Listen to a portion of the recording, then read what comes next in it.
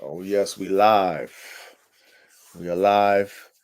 Good Thursday evening, and welcome to another episode of Bandog Talk with the Dog God. Big salute to you, RKBB, pole position. You know what I mean? Much love and respect, man. I see them dogs, man, you cooking up. You know, definitely want to say congratulations to you and your program. You know what I'm saying? Hey, tonight, RKBB, I'm gonna do a little, freestyle session. So I'm dropping the link. So whoever want to come up on the link, man, you know what I'm saying? We can just talk, anything and everything, dogs. You see what I'm saying? So that's something that we doing tonight. So if you want to hit that link, man, you want to come up and politic, man, come on up. That link's at the top there. Big Jada Don. Big salute to your family. Yeah, yeah. Big salute to you, man. Welcome back. Um, like I said, RKBB, and even you, Big Jada Don. I'm just dropping the link. We're gonna do something different tonight. We're not gonna have that regular classroom session, but we're just gonna pretty much, politic, you know, freestyle when it comes to these dogs. You know what I'm saying? Anything that pops up as far as the topic of discussion, I'm dropping a link. Anybody want to come up, they can come up, man, and we can, what I'm saying, politic these dogs. You feel me? But like I always do, I always tell y'all, man, get comfortable, roll you up a herbal, your herbal sensation, crack you a brewski if that's what you like. The coach keep it simple, man. The dog God keep it simple. I got that vodka lemonade already on deck. God, I'm gonna go ahead and take me a sip. But this episode, like all episodes, is brought to you by Formula One Canines, which that's me, man. Frames, brains, and motors is how we do dogs over here at Formula One Canines, man. High performance, everything. So, want to let's give you guys a big cheers and thank you. Of course, man. We on 50, man, 50 episodes, man. So definitely grateful for you guys' support and always having an ear to hear. You know what I'm saying? So big cheers to y'all. I'm gonna take me a sip.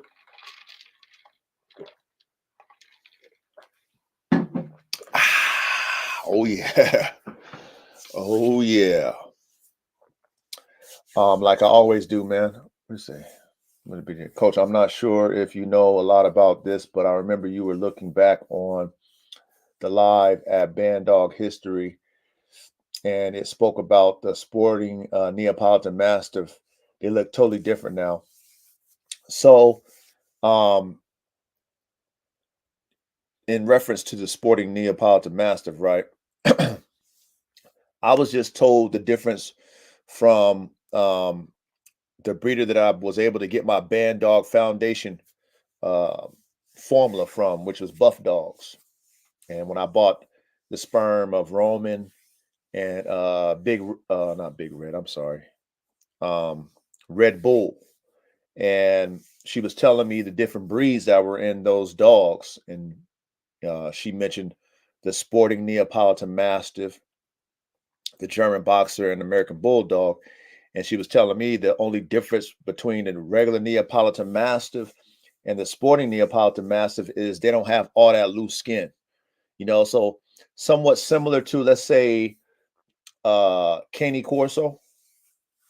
That's what I would think. I mean, I've never seen one in person, or actually never really seen one, but that's how she described it to me. She was saying just more. I mean, it's like a Neapolitan Mastiff without the super loose skin that you see on Neapolitan Mastiffs. So that's the only thing that I know about the sporting Neos. You know what I'm saying? So I mean, I can just go off of what she told me. You know what I mean? You've seen it, Big J to Don? You seen one?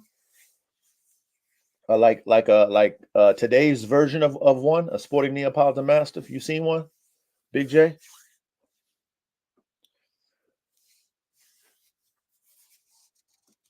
Because like I said, I haven't seen one in person. Like I said, the only reference I have in my mind would be like a Connie Corso. You know what I mean? But I'm not sure. Oh, RKBB, I got you, my brother. Bring you up the stage. We here, baby. We here, man. Salute, Yeah, man, to the dog god, man. yeah, man. What's good with you, family? Hey, how you been, brother? Man, shit, constantly out here working, and I mean, I took this whole year, as far as like no cooking, no breedings, man. So I took this whole year where I wasn't gonna do no breedings. Kind of low key was protesting and shit. You know what I mean? So there's just been a lot of taking care of the dogs, and just shit, just hoping next year with the election and all that stuff happening. You know what I mean? Like, I'm not really into politics and all that stuff, but man, to be honest with you, I'm hoping Trump wins so that we can get this economy cracking again. So, what I mean, when I start cooking up them dogs again, I can get what I deserve. You feel me? I get what my dogs are worth. But I took this whole year. I didn't cook this whole year though, RKBB. Hey, I had to come back hard, man. I know. I see you. I see you working. Young Ready Man, Red, salute. yeah, I had to come back, man. Get back in the game the right way, baby. No, you doing that. You know what I'm saying? Now, I do have a question, RKBB. In this like economy that we in, right? And you doing your cookups, do you already have people that's going to be lined up to take your puppies and move your puppies? Like, how do you deal with the market being the way it is, where people, it's a lot of product on the market, but very few people with them dollars and cents. You know what I'm saying? So how are you able to adjust to it? So really, what I do is, bro, word of mouth type of thing, bro. I really don't advertise my puppies online unless I have to. But for this instance, bro, I had two litters, bro. I was sitting on 11 puppies. All of them already pretty much already home already, bro. After they got their ears cropped, I kept them for another week, make sure the ears was healing up correctly and stuff like that. The buyers came and got their dogs. I'm waiting for the last two to go home. Oh I kept man, I kept two from each litter. So I got my four. wow, wow. Hey, big salute to you then. You know what I'm saying? Like, that's a good look. You know what I mean? And 'Cause I feel like with us being in Cali, bro, a lot of people want our dogs because the work ethic we put into our dogs with them being working breeds. man, for me, RKBB, when I had my so that last like that summer of 2023, I had the most successful breedings like take. You feel me? Like, I ain't never had 6 breedings that I've ever done, all of them take. You know what I'm saying? So that was my most successful. Now, of course, I credit that to me buying me a progesterone machine and timing my females just right when I was, doing the breeding. So I credit that to that. You do what I'm saying? Um, However, I had breedings planned that I had a lot of people were interested in, and then damn near I was like, I didn't even really get over the 50% mark as far as productions, as far as puppies sold. You know what I'm saying? Because I couldn't get the amount that I wanted, and even when I lowered my prices, it was just seeming like people just didn't really have their money right. You know what I mean? So I sold puppies for the lowest I've ever sold puppies for. I've had the most puppies I ever had at once. And I was like, you know what? I'm not doing this just to be giving away dogs. You know what I'm saying? Like, it costs too much money, time. You know how it goes. You know what I mean? So I was like, you know what? I gotta take the supply down, create the demand, wait till everybody's kind of situated with their finances, and then start cooking again. You know what I mean? So I experienced people wanting but not having the money. And then when I dropped my draws, you know what I'm saying? They still didn't have the money. You know what I'm saying? Some people benefited from them, the awesome prices that they'll never get again. But even then, it was like, man, people's money was tight. So for you to be able to do what you did, produce your dogs and damn near only have a couple of them left to sell, man, big salute to you, man. You know what I mean? Great job. Yeah, it wasn't hard, bro. I was doing a lot of promoting, bro, before the puppies was even here. You feel me? When I did the breedings, you feel me? I already knew I had people on the waiting list, so I got in contact with them people and stuff like that. And I make sure I stay true to my word. You feel me? Man, that's the way to do it, RKBB. You know what I'm saying? I was wondering, like, man, is he gonna feel that fucking pinch that a lot of the different breeders are feeling right now? You know what I mean? It's like, So you look, know, I trust me, I understand, bro. When I first got back in it, you feel me? I had a litter, you feel me? That was off of Chaos granddaughter. It was very hard for me to get some of them puppies home, bro. And that was at the beginning of the summer. Mm-hmm. And trust me, I understand going through trying to get some breedings done as well, bro. I missed out on 6 breedings within the past 2 years, Oh, okay. and Yeah. that's miscarriages. Wow. Wow. So So I mean, your timing was your timing was right as far as your breeding's taken, but like you said, you've already had people lined up like ready for those cookups. You know what I'm saying? So based off of that, they was already in the buying shoot. They was just waiting on you, pretty much, huh? pretty much, bro, they're just waiting on me. Man, blessings, man. Real shit, RKBB. Blessings to you, brother, because that's a good look. Because hey, there's a lot of breeders out here, RKBB, that stuck with dogs, man. You know what I mean? And they had to do what I had to do, RKBB, which is drop my draws where I didn't want to have to drop my draws. You know what I'm saying? But you don't want to be stuck on a whole bunch of damn puppies either. You know Trust what me, I'm bro. saying? Trust me. Trust me. Look, man, I that's one thing. Oh, don't get me wrong. I don't have a problem being left with my product. You feel me? Because it gives me more time with them to see who I really need to keep. But at the same time, I be expecting for them dogs to go home when it's time for them to go home. Man, bruh. And like I do it for the love of what I do. However, it's a business. I wouldn't have spent the money that I spent on the DNA and my facility, everything that I put into the dogs, which is 6 figures plus. Okay, if it wasn't for me doing it for the business aspect of it. You know what I'm saying? Like I could have easily bought me a few dogs and it's cooked up for the hobby. And I did that in the beginning before 2005. You know what I'm saying? Like, every now and then we might do a breeding, but 2005 was my introduction to the business, but it still was more of a hobby because it wasn't something that was a necessity. But I was still learning in 2005. But I got you know what I got over here, man. I got a I got the full-fledged everything. So for it, You know when you used to turn the Madden game on, nigga, and say in the field, in the game. yeah. Nigga, that's you over there, bro. this I nigga mean, got the whole. This nigga got the team over there, nigga. I got the full lineup, you know what I'm saying, RKBB, and plus the facility, you know what I'm saying? We got the whole 9 yards. So I'm fully equipped for what I plan to do. When you say training camp, yeah, that's what he means. You feel me? I just gotta go back and check the videos out. You feel me? He didn't put a lot of stuff out there, man. I gotta go Um, check them videos out, bro.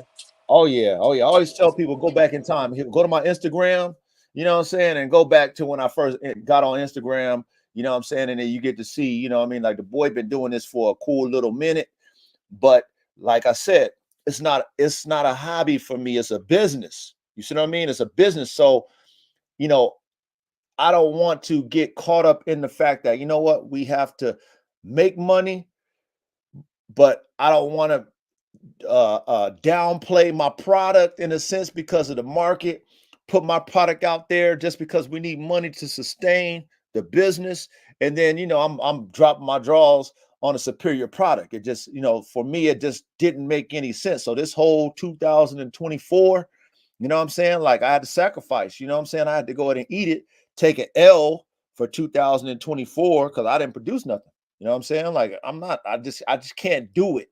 It's not, what I mean? It doesn't make sense for me as a businessman to give my shit away. It like really, like if I got all these epic type breedings, RKBB, that I know that's top tier because I'm using top tier genetics and I understand the formulas and how to produce. If I hey man, it's a fucked up economy, sell them for 1,500 or 1,000. Like, nah, hell to the fucking no. When do you ever see a Lamborghini go for the low in a recession? Or you know what I'm saying? Or a Rolls Royce. Them motherfuckers always, when you ever see them run a commercial either. You know what I'm saying? Like they stand the Never. test. Never, right? So that's the same thing with what I'm doing with my program. Like if I'm gonna spend the money to go ahead and get me an import Kangal, right? And I'm gonna have a dog like AK, and I'm gonna take a Kangal and AK's genetics and make something that's like fucking next level beyond 100 power. Why would I do that right now knowing damn well motherfuckers' money ain't right. They gonna want the dogs, but it's like, oh, coach, all I got is this. Like, hell no. Nah. But then that hurts me as a businessman too, because it's like, well, we ain't making no money in 2024. You know what I'm saying? Like, I wanted to do. I've been wanting me like, I got like AK to my girl Silver Bullet. Like, I've been wanting to do that again because the first time I did it, I only had one puppy live, and I didn't get nothing out for that. You know what I'm saying? So I've been fiending to do that, but it's like I'm not doing that to get that shit away. A lot of these breedings, bro, we do that of ourselves. Did you hear me, Femo? Yeah. I said a lot of these breedings we do them because we want something out of them ourselves. You feel me? We ain't really tripping about what the public want at the time. You feel me? We thinking about what's gonna be my best next move. That's all. Hey, that's all mine's. RKBB. Like, and like you said, like that's what we're producing for us first. You know what I mean? But like I said, I've been in situations because my vision is like I said, so advanced when it comes to the dogs. Like when I first did my AR-15 Bandogs, that breeding, I didn't know what was going to happen as far as if will the public like it, but I did it for me. But I didn't even know what I was going to produce. But then I remember when the puppies dropped, RKBB, and then I posted the pictures of the puppies. They bought them. That was the fastest litter I ever sold. As soon as I dropped the pictures, them shit sold in 2 weeks. So I didn't even get none off that shit. So I'm like, God damn, I must be on to something. Which I knew I had an idea, but I didn't know that the public was going to see the dogs and buy them out. So I didn't even get a piece of that shit. You know what I'm saying? At that time. And I know that that's how it's going to be with AK and the Kangol. But I need, man, honestly, I need about 4,500 to 5,000 for them puppies. I need 4,500 on the low, 5,000 if you getting the pick that you want. But 4,500 is the lowest I'm probably going to take on those dogs. Right now, I don't know if people got that type of bread. They might want the dogs, but all they got them, man, I mean, I got this to pay, that to pay, this is man, wifey only said I can use it. Man, I got 2,000 for you, coach. I can't, nah, hell nah. You ain't getting that for 2,000. I can't, nah, hell nah. There's no way. So that put me in a position as a businessman, even though I really want the dogs, because I want it for me.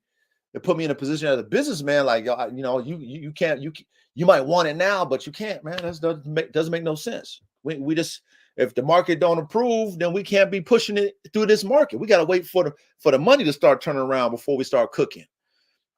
So that's been tough for me, to be real with you, man.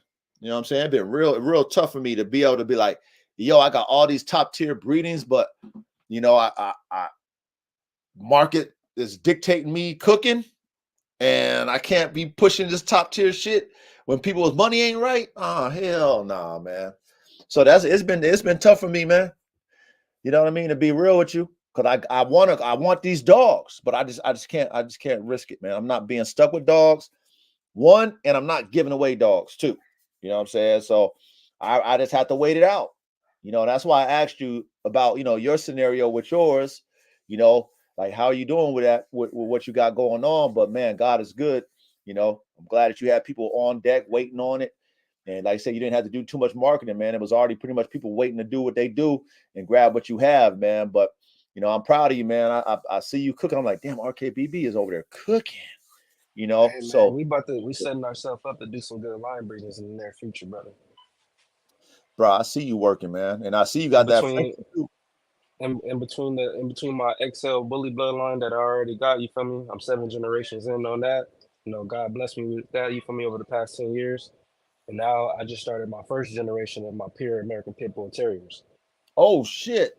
So okay, let me ask you a question, RKBB, because I recently scrapped my bully program. I recently scrapped that shit. So let me ask you this: you have yours, you 7 generations in, so obviously you established with your shit.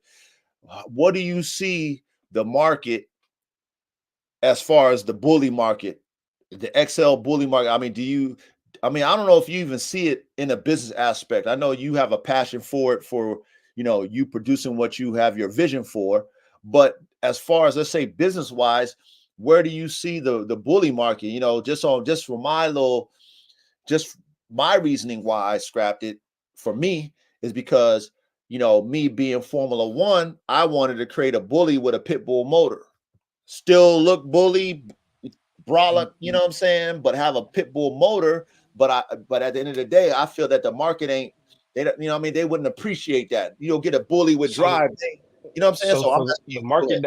the market that we trying to be in, bro, because I'm with you on that, bro. I want my dogs to have that motor. You feel me? I want my dog to be able to perform and be able to do any aspect of life. You feel me? Um, that the market that we need to be in, bro, is the working pit bulldog market. Mm, that's that ADBA breeds thing, right? With the ADBA, the working pit bull Yeah, that's where we need to bulldog. be, bro. Because Okay, you gotta think about it. At the end of the day, our dogs stem from them type of dogs. correct. So that's where we need to put our dogs back into that atmosphere. I agree. Hey, I Either agree with you. we're fully training weight pull dogs, wall climb dogs, dogs for competition, just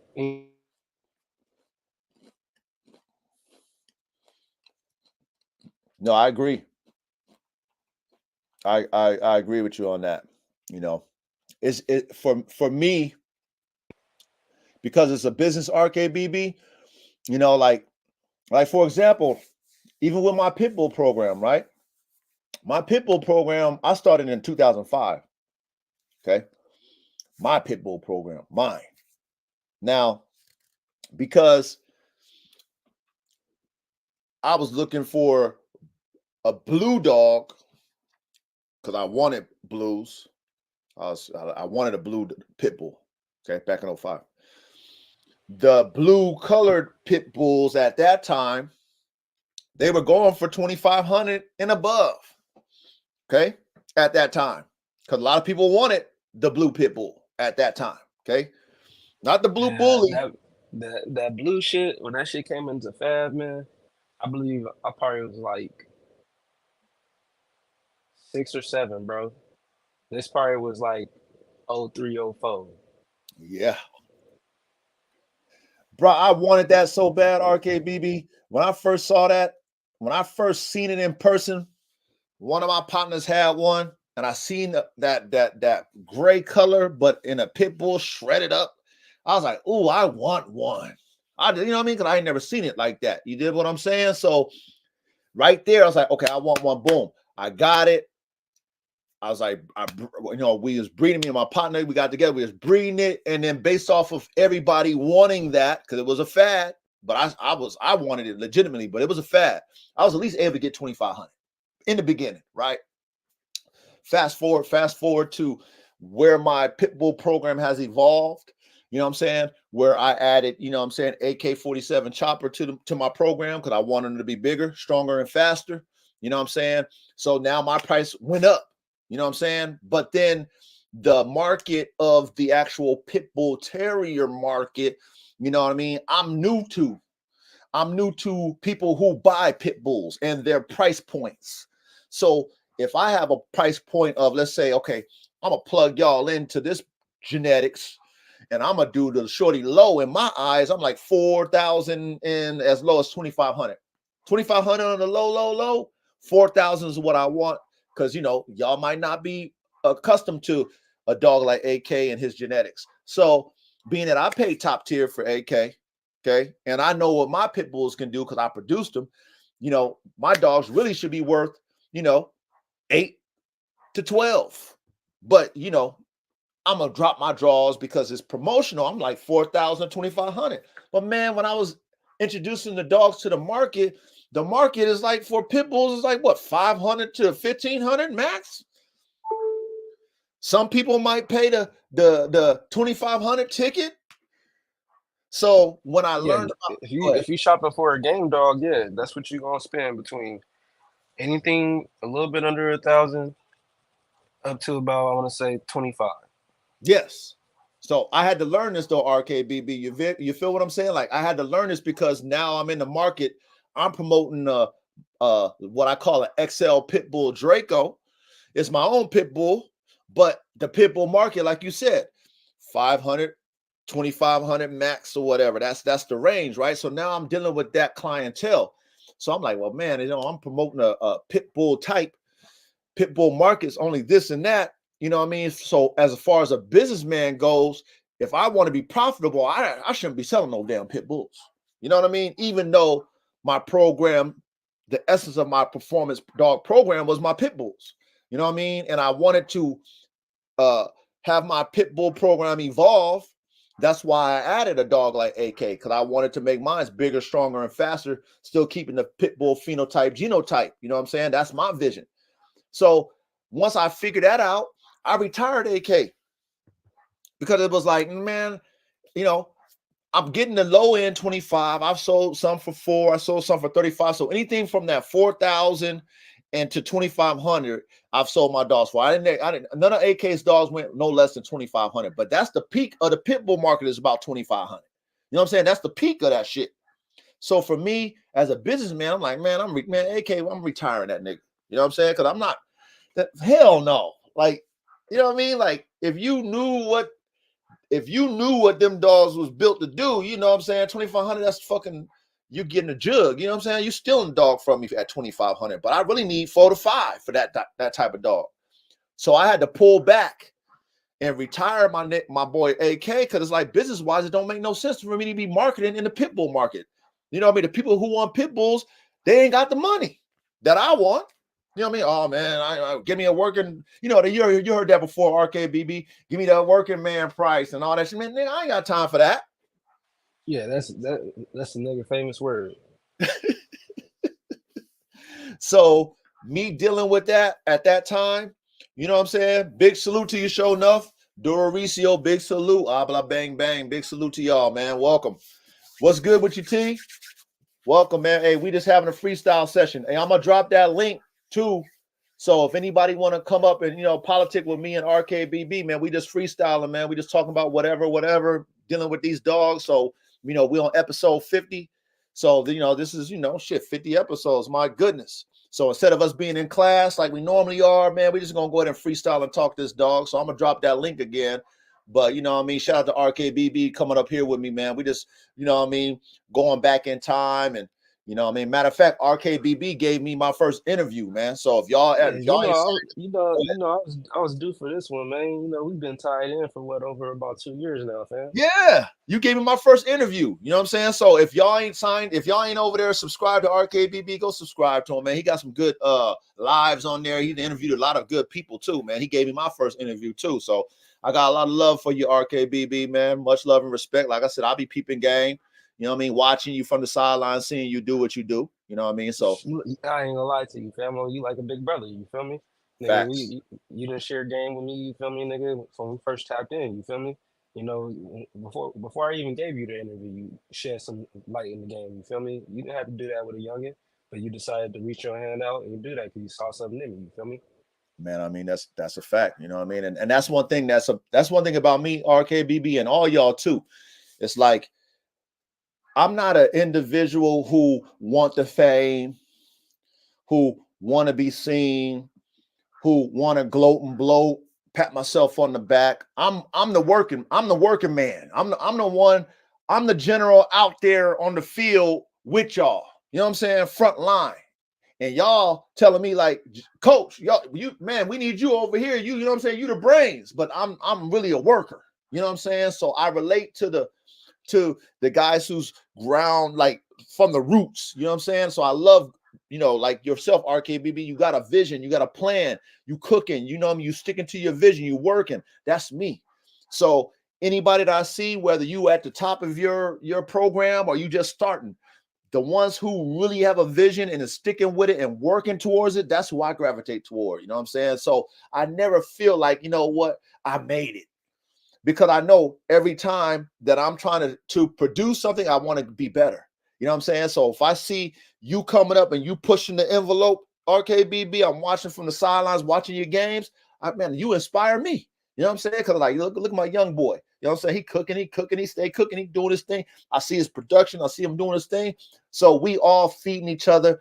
And for me, I love that, man. I love that. So salute to you. Like I said, man, I'm just different, man. You know what I'm saying? RKBB, I'm different with it, man. It's not about the gloating and bloating, man. It's about the work. It's all about the work. You know what I mean? I love the workers. Fuck all that patting on the back and cheerleading and all that stuff, man. I mean, shit. Salute me for the dogs. You know what I mean? Hey, coach, man, I see the work you doing on your dog. Salute me for that. Don't salute me for, man, coach, you done did it. Coach, you're the best. Nah, fuck that. Nah, on everything, bro. When I first came across your page on Instagram, bro, and I seen your dogs in your facility, fam. I believe when I came across your shit on IG, I was like, I think I seen this shit on YouTube already before. Yeah. And I went to do research, bro, and I was like, yeah, I already subscribed. You feel me? I'm like, hold on, I'm gonna start sharing my nigga shit, bro. I'm like, no, I gotta get tap in with bro. And then I think that's when I reached out for the interview. Yeah. That's Yeah. what made it happen, bro. I found you somehow on IG. I think it was my brother Soul Power, bro. Shout out Yes. to Have the Soul soul Power. power. Yeah, shout out to Soul Power. He sent me one of your reels, bro. And I watched that shit, bro, and seen them dogs. I was like, I seen this shit somewhere before. This shit look hella familiar. And I was like, I started telling me and Soul Power was talking about that shit. I'm like, bro, I think I'm subscribed to this nigga channel, bro. I was like, let me go search, bro. I went to got searches for that shit. I shared that shit with bro.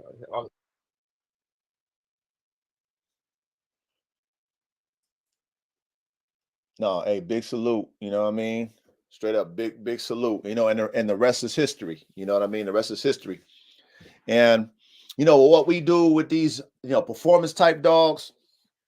It's not a trend that's in because it's not like you can really demonstrate everything when it comes to performance, especially when we talk about prey drive, especially when you talk about man drive, things of that nature. You limited on what you can show. You know what I'm saying with these particular dogs. So, it has to be something that's in you as a dog man, if you really want them type dogs that perform as good as they look. And he's saying some real shit though. When you playing with watchdog blood or any type of bandog blood, you succumbing yourself to a lawsuit if you don't socialize that dog correctly or enforce certain things on that dog. For that dog know to this is installed in me. I don't do certain things. Well, what they say, wisdom comes from experience. So, that's the only way you really gonna know is through experience. A lot of people talk about things that they haven't experienced, which is fine. That's what the internet, you could talk about whatever and just be, like I said, a commentator, even though you never played the game as a pro. You know what I mean? So when you talk about these type of dogs, you never experienced these type of dogs. You never had a situation that could cause a liability. You know what I'm saying? You just talking from hearsay of what somebody else told you or something like that, or what you just watched somebody else do. But if you really EA Sports in the game, like you mentioned, right? You EA Sports in the game, it's different. So like if you go through all my past lives and podcasts, always talk about the liability and always talk about, not forcing that on switch too soon.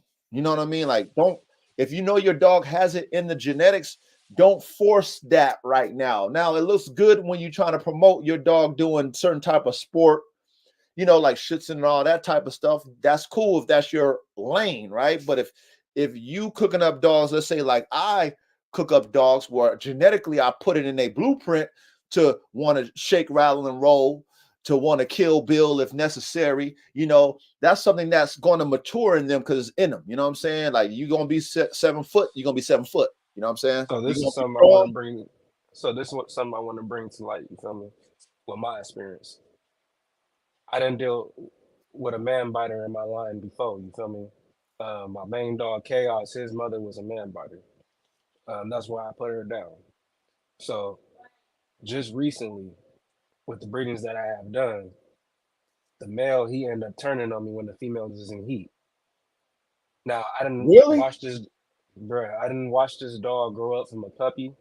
I didn't went over there and socialized this dog and trained him for my mom. And when I took him in, after a month of him being with me, he started acting up. This dog, I had him loose with the females. The first instance was me and him playing with the ball. I tried to take the ball from him, and he turned trying to attack me. And I had to grab him, choke him, whatever. You feel me? Get him to chill out. So he really tried to bite you, or what did he just try to nip at you because you took the ball? But he like really tried to low key like try to bite you.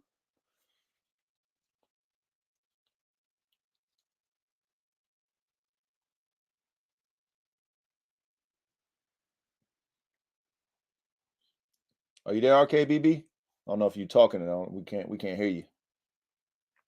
Hear me? Can you Yeah, hear me? yeah, I can hear you now. Go ahead.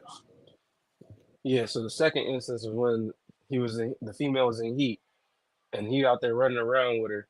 I come out to smoke a cigarette about 10 o'clock at night. He rushes me, bro, and I'm calling his name like, "Bang, chill out, it's me, boy." And the only way I got him to chill out, bro, before he all got all the way up to me, I had to Sparta kick the nigga. Wow. Okay, But so let me ask you. after that, I, I locked him up. After that, bro, I wasn't taking no more chances with him. Let me ask you this. You said you had that at your mother. He was at your mother's house. That dog was raised at my mom's house, bro. I watched him Okay. get that dog as a puppy, and I'm the one who actually trained the dog for them. Okay, but he was living at your mother's house, correct? Yeah, his whole 5 years. He would Okay, have but been five. He would have been 5 years old this year. okay, so that is the reason. You know what I'm saying? Like that is the reason. You know what I'm saying? Now, of course, you don't expect that, right? Because you feel that you should have that certain type of imprint on that dog. However, you know one thing about these dogs, and you're a trainer, you understand that everything with a dog is repetition. You know what I mean? If it's not in reps, that dog is gonna forget what you fucking taught it. You know what I'm saying? That dog's gonna forget you and what you taught it. You know what I'm saying? Like I see that every day, and I deal with my dogs all the time. If I let's say if I don't continue to implement a certain type of understanding to my dogs every day, like hey, when I come here and I'm sitting on my when I come down, I'm sitting on this quad. If y'all don't shut the fuck up, I'm not getting on. I'm not getting off the quad. You know what I'm saying? If I don't do that repetitively, if I forget that, then the dogs will be like, oh, you ain't doing that. I'm going to act a fool. You know what I'm saying? So I see that in my own dogs. Now, we don't tolerate that, obviously, right? So I feel what you're saying. I wouldn't tolerate it either, but there's a reason why that dog is doing that to you. Because I know your dogs that live with you will never do it. Hell no. You know what I mean? So, me, if I was in your shoes, of course I would correct it, but I would give it a pass because, like, you know But what? he was already known as being as a man biter though. You feel me? He Oh, was even cool at with your me. mother's house?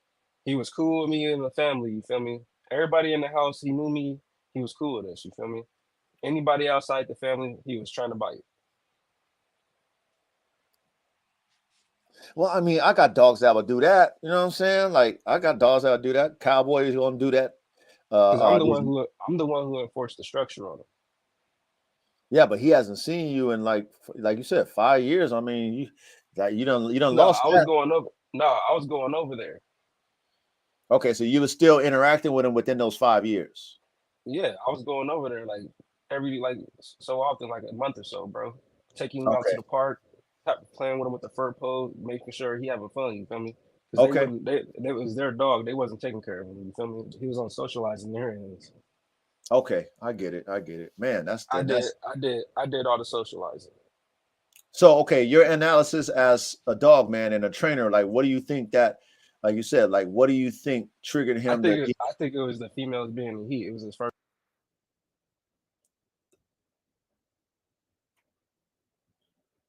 And we can't hear you, RKBB. You cut out.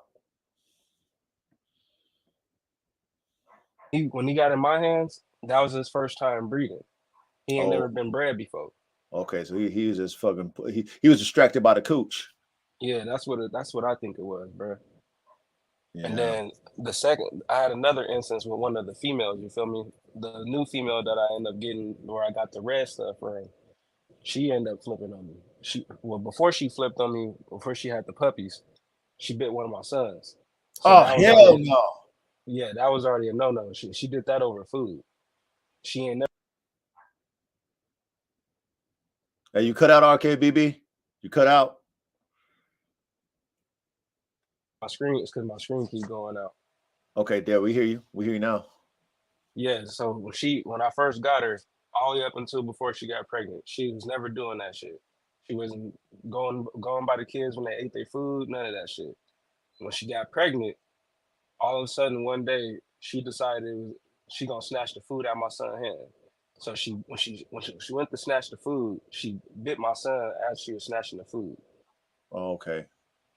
You know, and So it that was a wasn't. no So no. it wasn't intentional to bite your son. She was just over there protecting her food and stuff.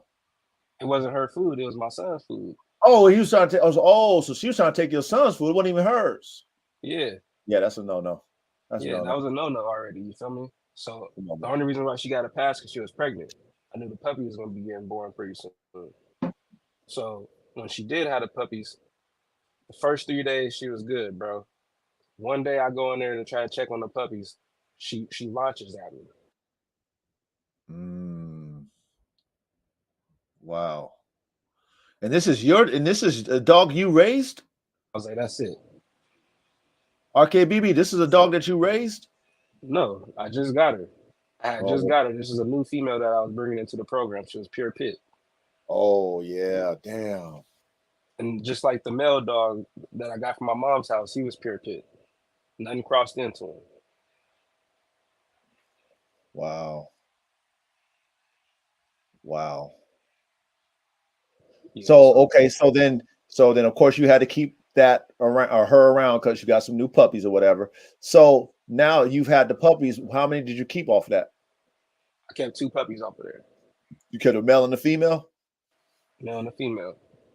So Okay, in the how future, just like I did with Chaos and his offspring, I'm gonna make sure the temperament is good. okay, got you. Cause Chaos daughter's still here. I didn't have to deal with none of that with her.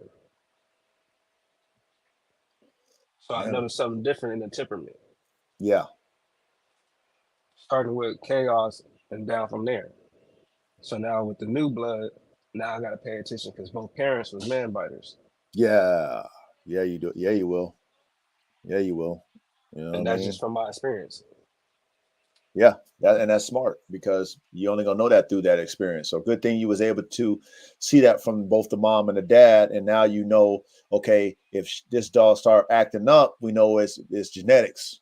So then, of Yeah, course, you're gonna have to alter those dogs' mindset to understand that there is an on off switch. You know what I mean? Like, that's the thing for us as dog men, and even you as a dog trainer is like manipulating that mind to understand that there's an on and an off. Like, even though you might want to bite because that's what you feel like doing, you better think about who you bite before you bite. yeah. If I didn't give you the command, it ain't time for you to act Yeah, up right now. yeah.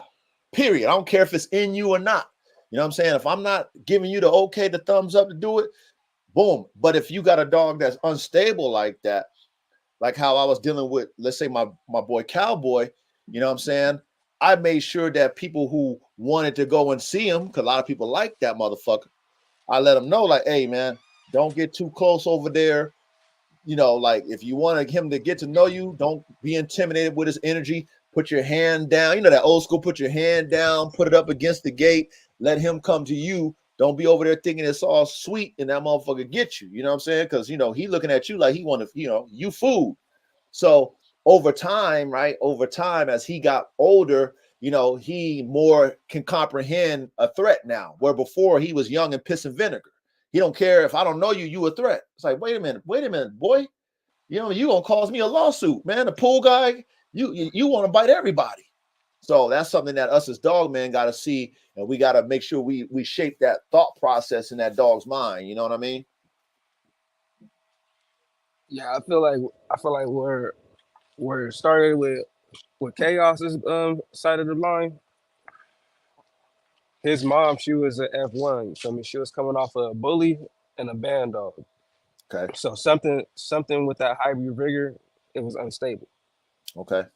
Now when I bred that female to American Staffordshire Terrier, something with the American Staffordshire Terrier cleaned it up to where Chaos.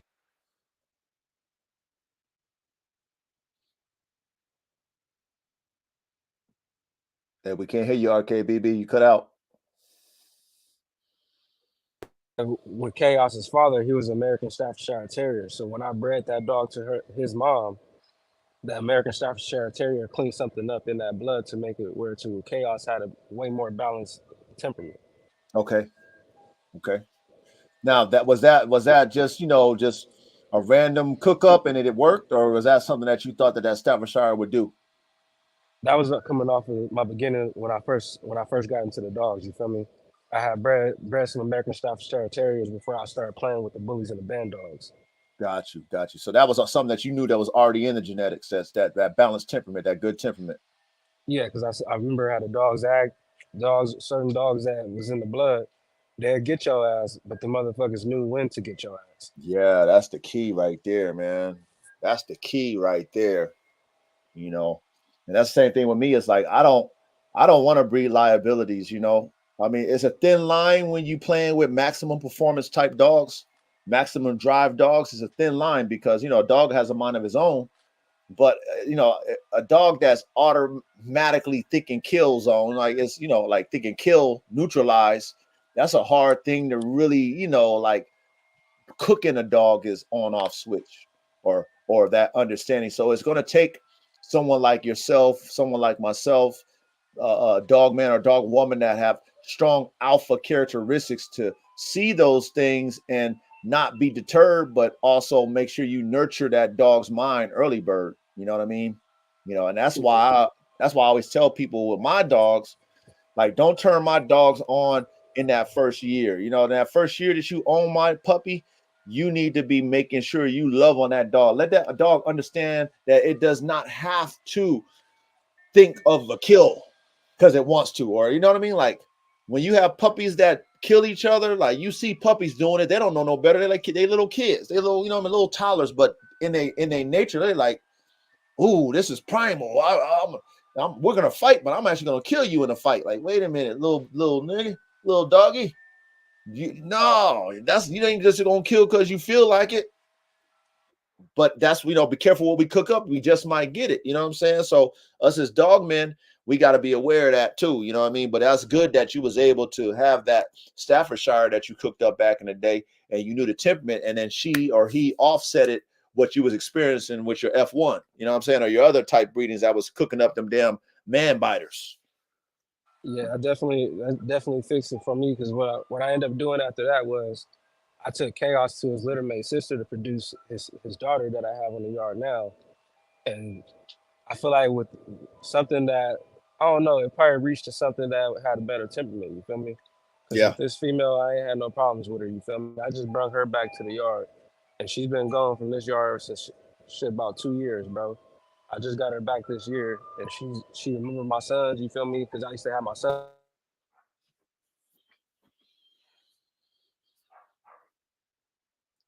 You cut out RKBB.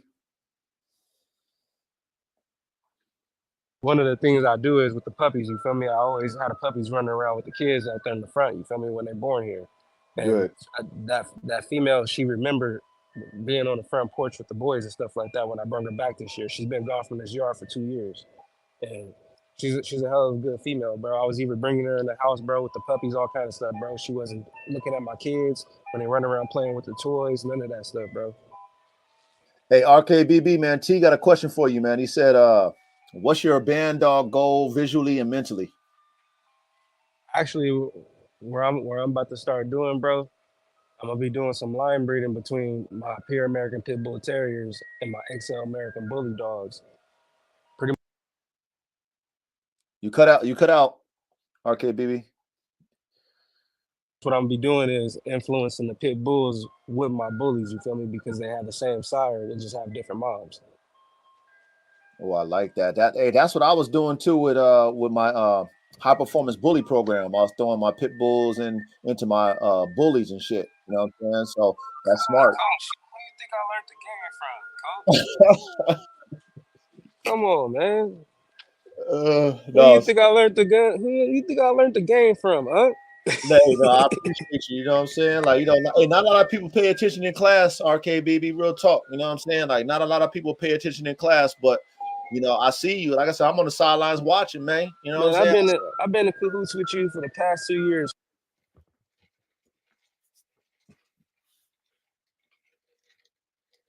You cutting out. You cut out. We can't hear you. You know, a dog in the yard, man. I seen the arts and craft that you done did with that dog, man. Yeah. Yeah, that boy RK, man, he did his damn thing in that yard, man. He stamped that shit.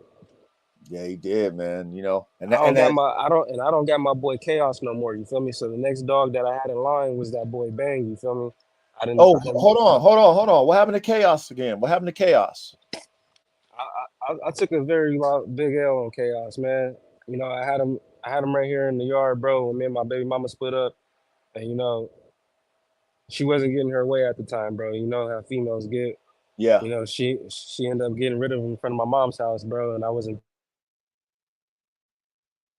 you cut out.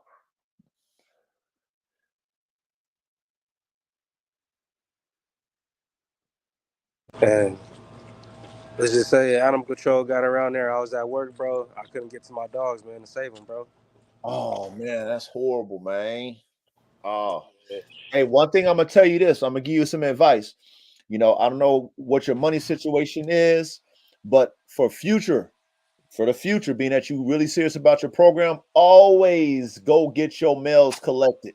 Okay, go spend the three. I don't know how much they cost out there, and the LA County area, but I know it's like 375 over here where I'm at. You get three vials and anything if your male does a good sermon semen collection. If he has extra, you get the extra fourth one or whatever, extra five or whatever for $75 each. But you collect them. I pay like $100 a year for my storage. Man, make sure you collect your mails from here on out, man. You know what I'm saying? Just do that for yourself, because then that Yeah, will make sure if something that's did happen definitely in chaos. Go ahead. What did you say? that's definitely what I'm definitely in the near future. That's what I'm about to be doing, bro. Put some paper up. You feel me? I got some new studs that's coming along. You feel me? I got my boy Doughboy coming from the pit line. You feel me? He albino. That's the one you see right here on my avatar. And then Oh, I got his half brother. That's my boy Dodie. You feel me? Coming from the chaos side of the line. You feel me? And that boy, he remind me a lot of chaos. You feel me? He got a lot of that bang influence in 2 and 2 as well. So he gonna look very good in the future. You feel me? And I know he gonna definitely have some exceptional working ability. Cause chaos had it, bang had it. You know, it's a lot infused into that young dog right there, bro. So the future is. yeah, you cut out RK. He got a lot of working ability already in him, bro. He remind me a lot of chaos a lot. You feel me? When I threw the little tug up in there, bro, when it was about 4 weeks old, maybe about 5 weeks old. And bro, him and his sister, they grabbed that tug, bro. They was already acting like they was about 6, 7 weeks old. Wow, wow. So you can see those genetic characteristics coming from chaos and the mother dogs you cooked up in Yeah, that DNA profile. yeah, bro. So I'm gonna be playing with some good stuff pretty soon. You feel me? Well, do that. I will definitely recommend, and that goes for y'all, all y'all. You know what I'm saying? If in the chat or even the ones that might be listening later on, like make sure you collect your sperm off your males, because anything can happen. And I was late to the game too. You know what I'm saying? I mean, now I got my shit, but I was late to the game. You see what I'm saying? Because I should have more dogs. I had a lot of quality dogs that I wish I would have had their semen on. But being that you always hear me RKBB talking about got DNA, I do. Being that we playing with these genetics, we gotta keep. You know what I'm saying? We gotta keep them genetics on tap, because you never know when we might want to go back to the well. Throw some of that old stock into the new shit. You know what I mean? Yeah, you right, brother. You right. This that boy Dodie right here. I'm gonna change my avatar real quick. Doricio said he already on it, man. Smart, That's smart, smart. that's Dodie right there. That's Chaos grandson. Ooh, I like the chest spread on him is nice. He got that from Chaos, man. Chaos had a beautiful chest spread, bro. Yeah, that boy is just nice. Like I said, man, I be shit. And like I said, every time you be slide me the goods, I be peeping and watching, man. You know what I Yeah, mean? man. Hey, we stay tapped in, big bro. Come on, man. And I'm gonna say this, and I know you're not gonna get discouraged, but with the dog game, it's a lot of confusion and division and shit, especially when it comes to performance type dogs. Pit bulls being in general, man. But don't. And I know you're not, but I'm just gonna tell you because I love what you're doing with your dogs and you sticking to your vision, man. Do not let these motherfuckers deter you from doing what you're doing with your dogs, cooking up your dogs the way you want to, So doing your so pit bull. look, I ain't gonna lie to you, bro. I ain't gonna lie to you, bro. I didn't seen some shit.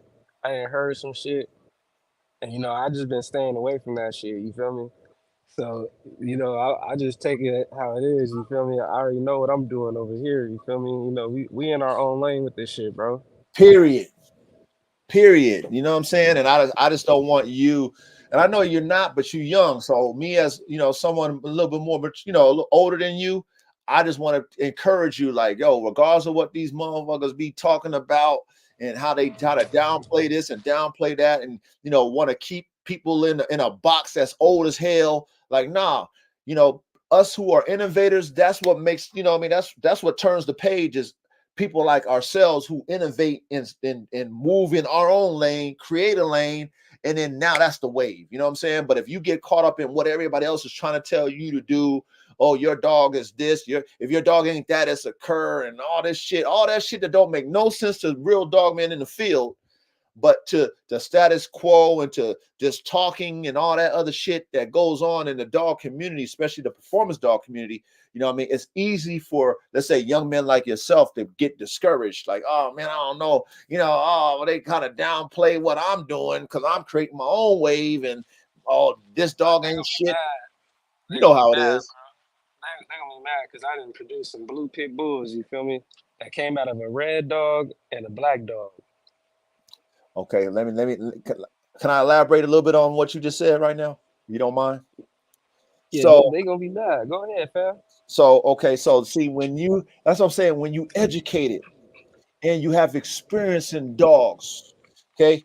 Now, back in the day, the early 90s, okay, maybe the late 90s, we're not gonna even take the 80s. We're gonna in the 90s, the information about genetics, genetic profiles of like embark and all the DNA, all that shit was not something that you was getting or you was having information to. So nobody knew what was a dilute gene unless you was really into genetics at that time. Some people knew because they was really scientific about the shit. But most people who were breeding dogs, they didn't understand what colors was coming out unless you're breeding a black with a black, a red with a red, a green with a green. You know what I'm saying? Like, you don't know. But like you said, you take a black dog and a red dog, you get a blue dog. Well, you know what? Somebody be like, oh, there's no way. Well, how do you know that? Do you know if both of them dogs had the dilute gene or not? You don't know that. That I know, black dog. I know the black dog did. Exactly. Exactly. But see, somebody will tell you, oh, there's no way, and da da da, all that stupid shit because they don't understand genetics. They don't understand that a color of a dog don't make the dog. See what I'm And saying? the You know the what I'm saying? main Like, reason the main reason why I went back to a black dog, for instance, American Staffordshire Terrier or Pit Bull, whatever they want to call it, I knew that dog was gonna clean up my genes for one. And okay, black dogs throw good dogs. yeah. I didn't use black dogs before, and the motherfuckers throw the rainbow. I mean, the black is the dominant color. You know what I'm saying? All you need in that black dog is the dilute gene, and that's gonna give you the rainbow. That's gonna give you the reds, the browns, the chocolates. All it is a dilute gene. And that's exactly what I got, bro. I got fucking chocolate. I got fucking a female that came out chocolate fine white. You feel me? I got another one that came out albino white. I got two different dark. I got a dark blue, a light blue. I got a reverse blue brindle. I got a regular brindle, Yeah, you got the rainbow. and that was out of the pure pits. Hey, but don't tell them that. They're gonna say you got some bullshit. They're gonna say, hey, oh no, you got some bullshit. Don't tell them that. And that's why I had to let you know, like, stick to what you're doing. And I'm glad that you already on that hype. But being that, we on this panel together, you know what I'm saying? And we talking like And we then I talk. got some new shit for him now, bro. I just do two cryptic brindles. What's up I now? I What's looked it I what's looked that? I looked this shit up, bro. I looked this shit up. You feel me? Because I want to fucking know what the fuck I just threw. What is that? So I threw out two blue fawn puppies, right? Okay. we can't hear you, RKBB.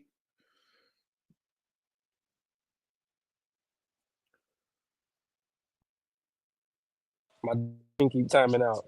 But Yep. fucking, so they came out blue fawn, bro, and they have brindle stripes on them that are faint. Ooh, what? Yeah. So remember how Chaos, he was a blue fawn dog, a sable, right? Okay.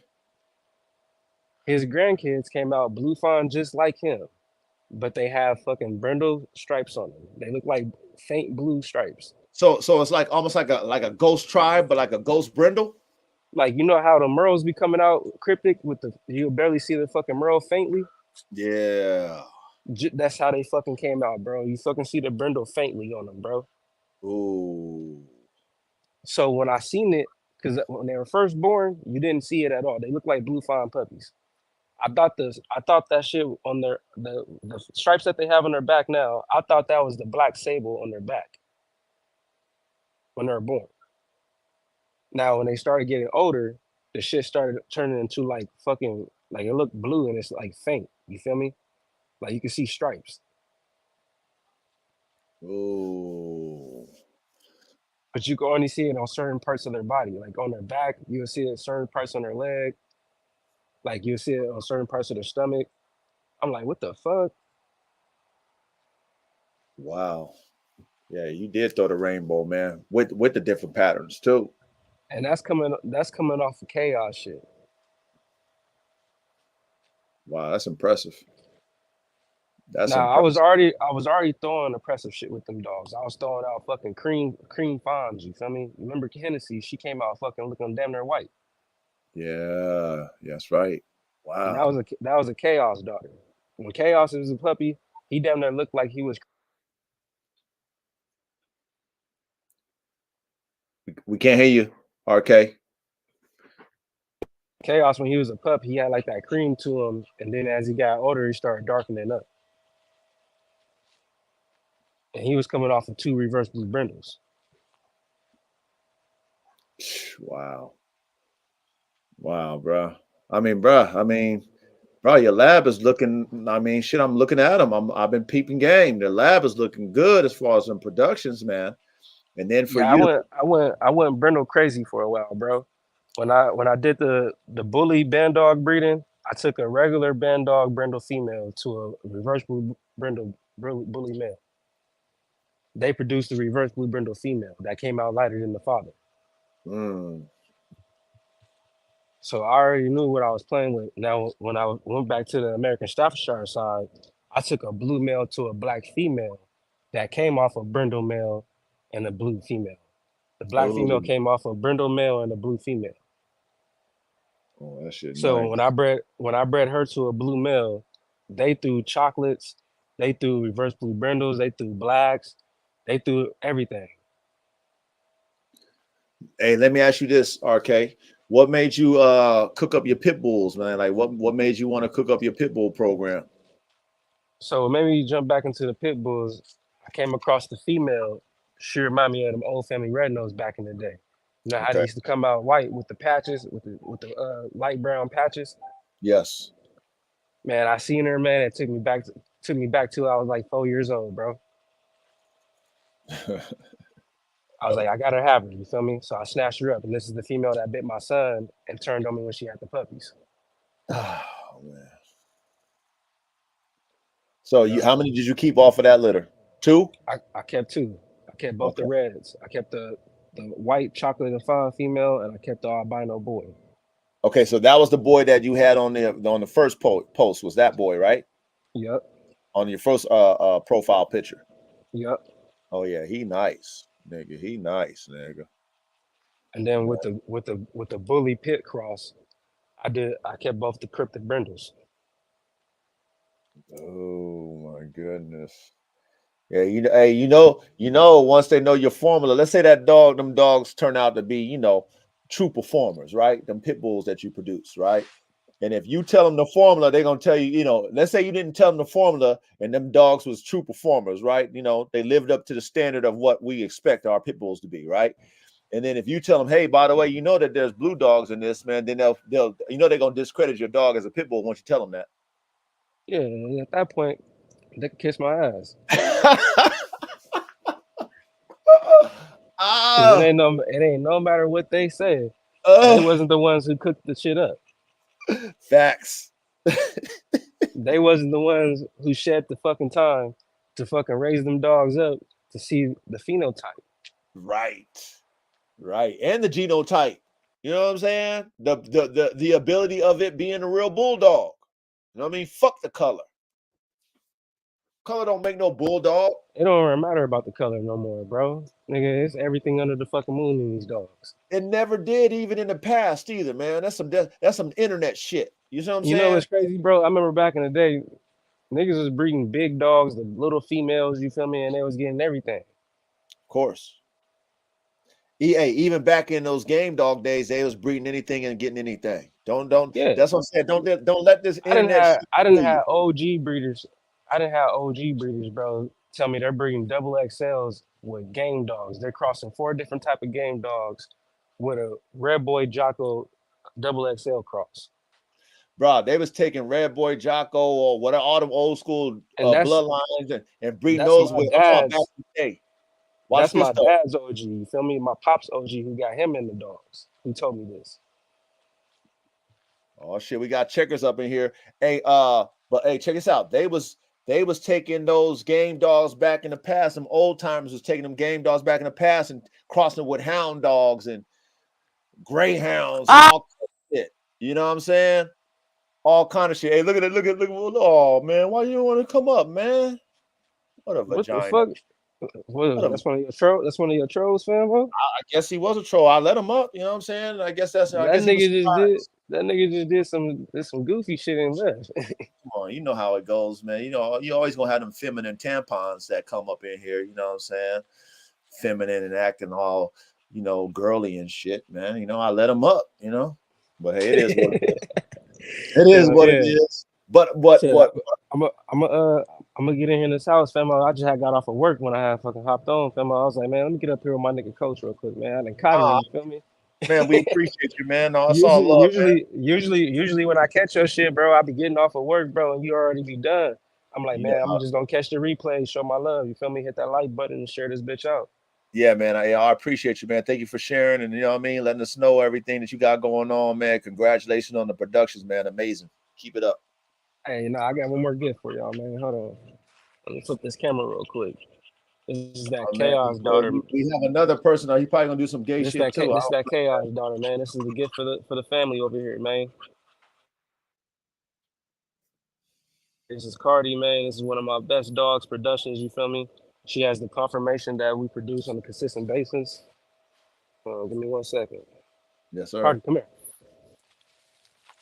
I got her over here on a runner. Come here, girl. How old is she? She just turned 2 this April. Okay, damn it, man. And you said she already had puppies or no? That's who Dodie. That's who them cryptic bindles are.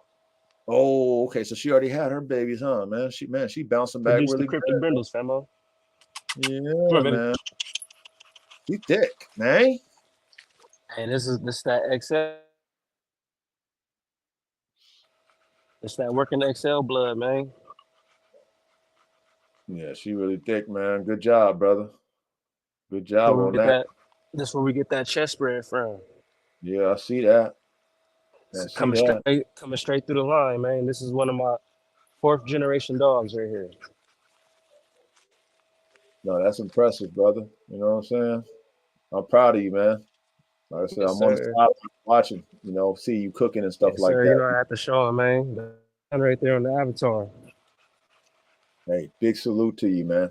Stay Yes. encouraged. You already know. You know what I'm saying? You're not alone. You feel me? Keep Oh yeah, pioneering. we only a call away, man. None of that, man. Just like you say, man. When you do these lives, man, classes in session, baby. Facts every time, man. So big salute to you, man. Much love and respect, man. We stay in tune like we do. Thank you for sharing your time with the chat and everything, man. Appreciate you. Hey, we gotta give them the dog experiences, man. Just like sometimes you feel me. You have your experiences to give to them. You feel me? And sometimes we gotta jump in these lives, man. You know, he reached out his arm, man. He put that thing in the chat, man. We gotta get up here, man. You know, show our love, baby. Facts. We all in this together. You feel me? Just like we can hit that chat every week. You feel me? And make sure we here showing our support. We can always come jump up here. You feel me? It ain't nothing to come show our face. You feel me? You don't gotta be afraid to come jump on this camera. Facts, facts. Also, too, before you cut out, man, hey, shout out to you. You know what I mean? Going back to the wifey and the family and shit. Cause you back at home now, right? Yeah, I'm back at the house, Femo. You Yeah, know, yeah. we end up working things out. You feel me? That's actually how I end up getting Chaos' daughter back. You feel me? She was like, you know, the people that ain't taking care of her the way they supposed to be taking care of her. You feel me? It's like you need to go over there, and she was like, you need to go get your dog from over there. And that's how I ended up getting Chaos' daughter back. I had to go confiscate her. Well, I'm glad, man. That's the grown man shit, man. You did that for your sons, and you know what I mean. And I mean, I'm sure you got a good wife too, man. So I'm glad you went back over there and take care of your family, man. So I, salute you for that. Real shit. Hey, we got we can do. Yep. Hey, I'm watching on the sidelines. I'm peeping game. You know what I'm saying? So I want to salute you for that, fam. Can you hear me, Femo? Yeah, I can hear you now. Yes, sir. I said all we gotta do is stand on business, Femo. That's it. That's it, Yes, man. sir. You already All know, right. man. I'm here. I'm here, Femo. Should just hit me when you're done with this, Femo. Yes, sir. All right, much love, baby. All right. Blessings. Yes, sir. All right, y'all, man. Big salute to RKBB for coming in, man, and sharing his time with us, man. We appreciate that. But if y'all already have it, Doricio T, Young Ready, who else we got up in that slid in before the intro and everything else that we normally do. Uh, I always tell y'all, man, I'm sure y'all already prepped. You feel me? I'm sure y'all already got your herbal sensations. If that's what y'all like, y'all already got your brewski. If that's what you like, you already got your cocktail. If that's what you like, man. Big cheers to y'all, man. We doing something different tonight. We on episode 50. So, I'm just doing a little freestyle dog talk, I mean, something different. Instead of us having class, I'm dropping the link. We just had a weirdo hit the link. I'm just, I'm letting people in. I don't necessarily know, and then they want to do some gay shit. That's just how it is on the internet. It's very few people that want to come on and just act right, but you got the ones that want to be goofy, like a class clown, and get on here and do some goofy shit. But other than that, I'm dropping a link. Anybody want to come up, politic, you know what I mean? Talk whatever. It's a freestyle dog session. You know what I mean? If not, of course, I'll talk to y'all in the chat. Say what's on my mind, answer any type of questions, all that type of stuff. So anyway, big cheers to y'all. Big salute. We on episode 50, man. We on episode 50. Hey, T, I see you on there. Let me see. I think that's you, T. Hold on, man. Let me go ahead and you gonna put a little picture on your avatar? Or you good, man? I can bring you up right now. If that's what you want. I'll bring you up right now. I'll bring you up right now. I think that's T right there, man. Yo, can you hear me? Yeah, yeah, yeah. Big T, what's up with you, family? Not a whole lot, man. Sitting here at work. Figured Okay. I'd stop by, swing in. Thank you, man. You know what I mean? Like real shit. No, and I would definitely want to say thank you as well, since we, talking versus the chat. But man, thank you for your support, man. Thank you for showing up. You always got them good questions. And I could tell you be paying attention in class. You know what I mean? So I appreciate you, brother. Real talk. No, I'm a big fan, man. Love what you do, man. Yeah, it's very few. Oh shit, we got Doricio up in here too. Oh shit. Oh shit, we gotta bring him up here too, T. Hold on, man. Let's add All right, Doricio let's on. get him in here. Get him in here. Yeah, let's get him up on here, man. What up, coach? Man, what's good with you, Doricio, man? What's going on? Rah. First and foremost, again, just like I did T, man, I just gotta salute you. Thank you for your support. You know what I mean? Thank you for Always. coming into class, all paying attention, all the shit, man, that you do for me as your brother. You feel me? My man, you give me so much game, bro. Don't think this shit is going like just over my head. I'll be taking this shit, man, because like I'm trying to give me some land and shit. You know what I mean? I'll be taking this shit and I'll be telling wifey, like, look, man, that's what I'm trying to do. You know what I'm saying? Because look, man, real shit, bro. I'm gonna make you laugh real quick. Like, I'll be in this joint, bro. I'll be like, yo, this boy right here.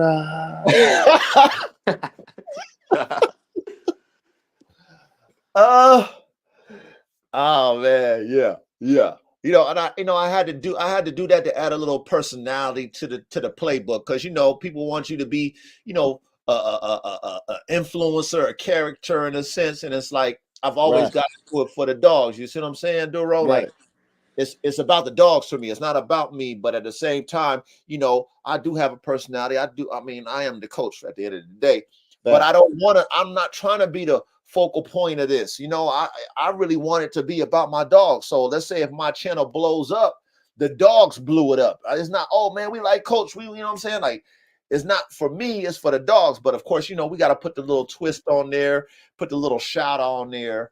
And I knew that would play because I be doing that to my partners, and then my right. partners be doing the same, like how you be doing to your wife and talking like that.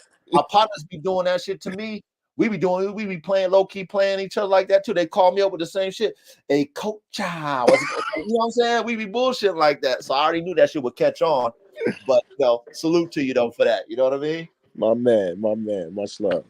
Yeah, no, it's love and hey, so T, let me ask you a question, T. What type of dogs you dealing with? You got any dogs? No, not yet. I'm working on getting me some land here soon. I think end of next year, if all things go well.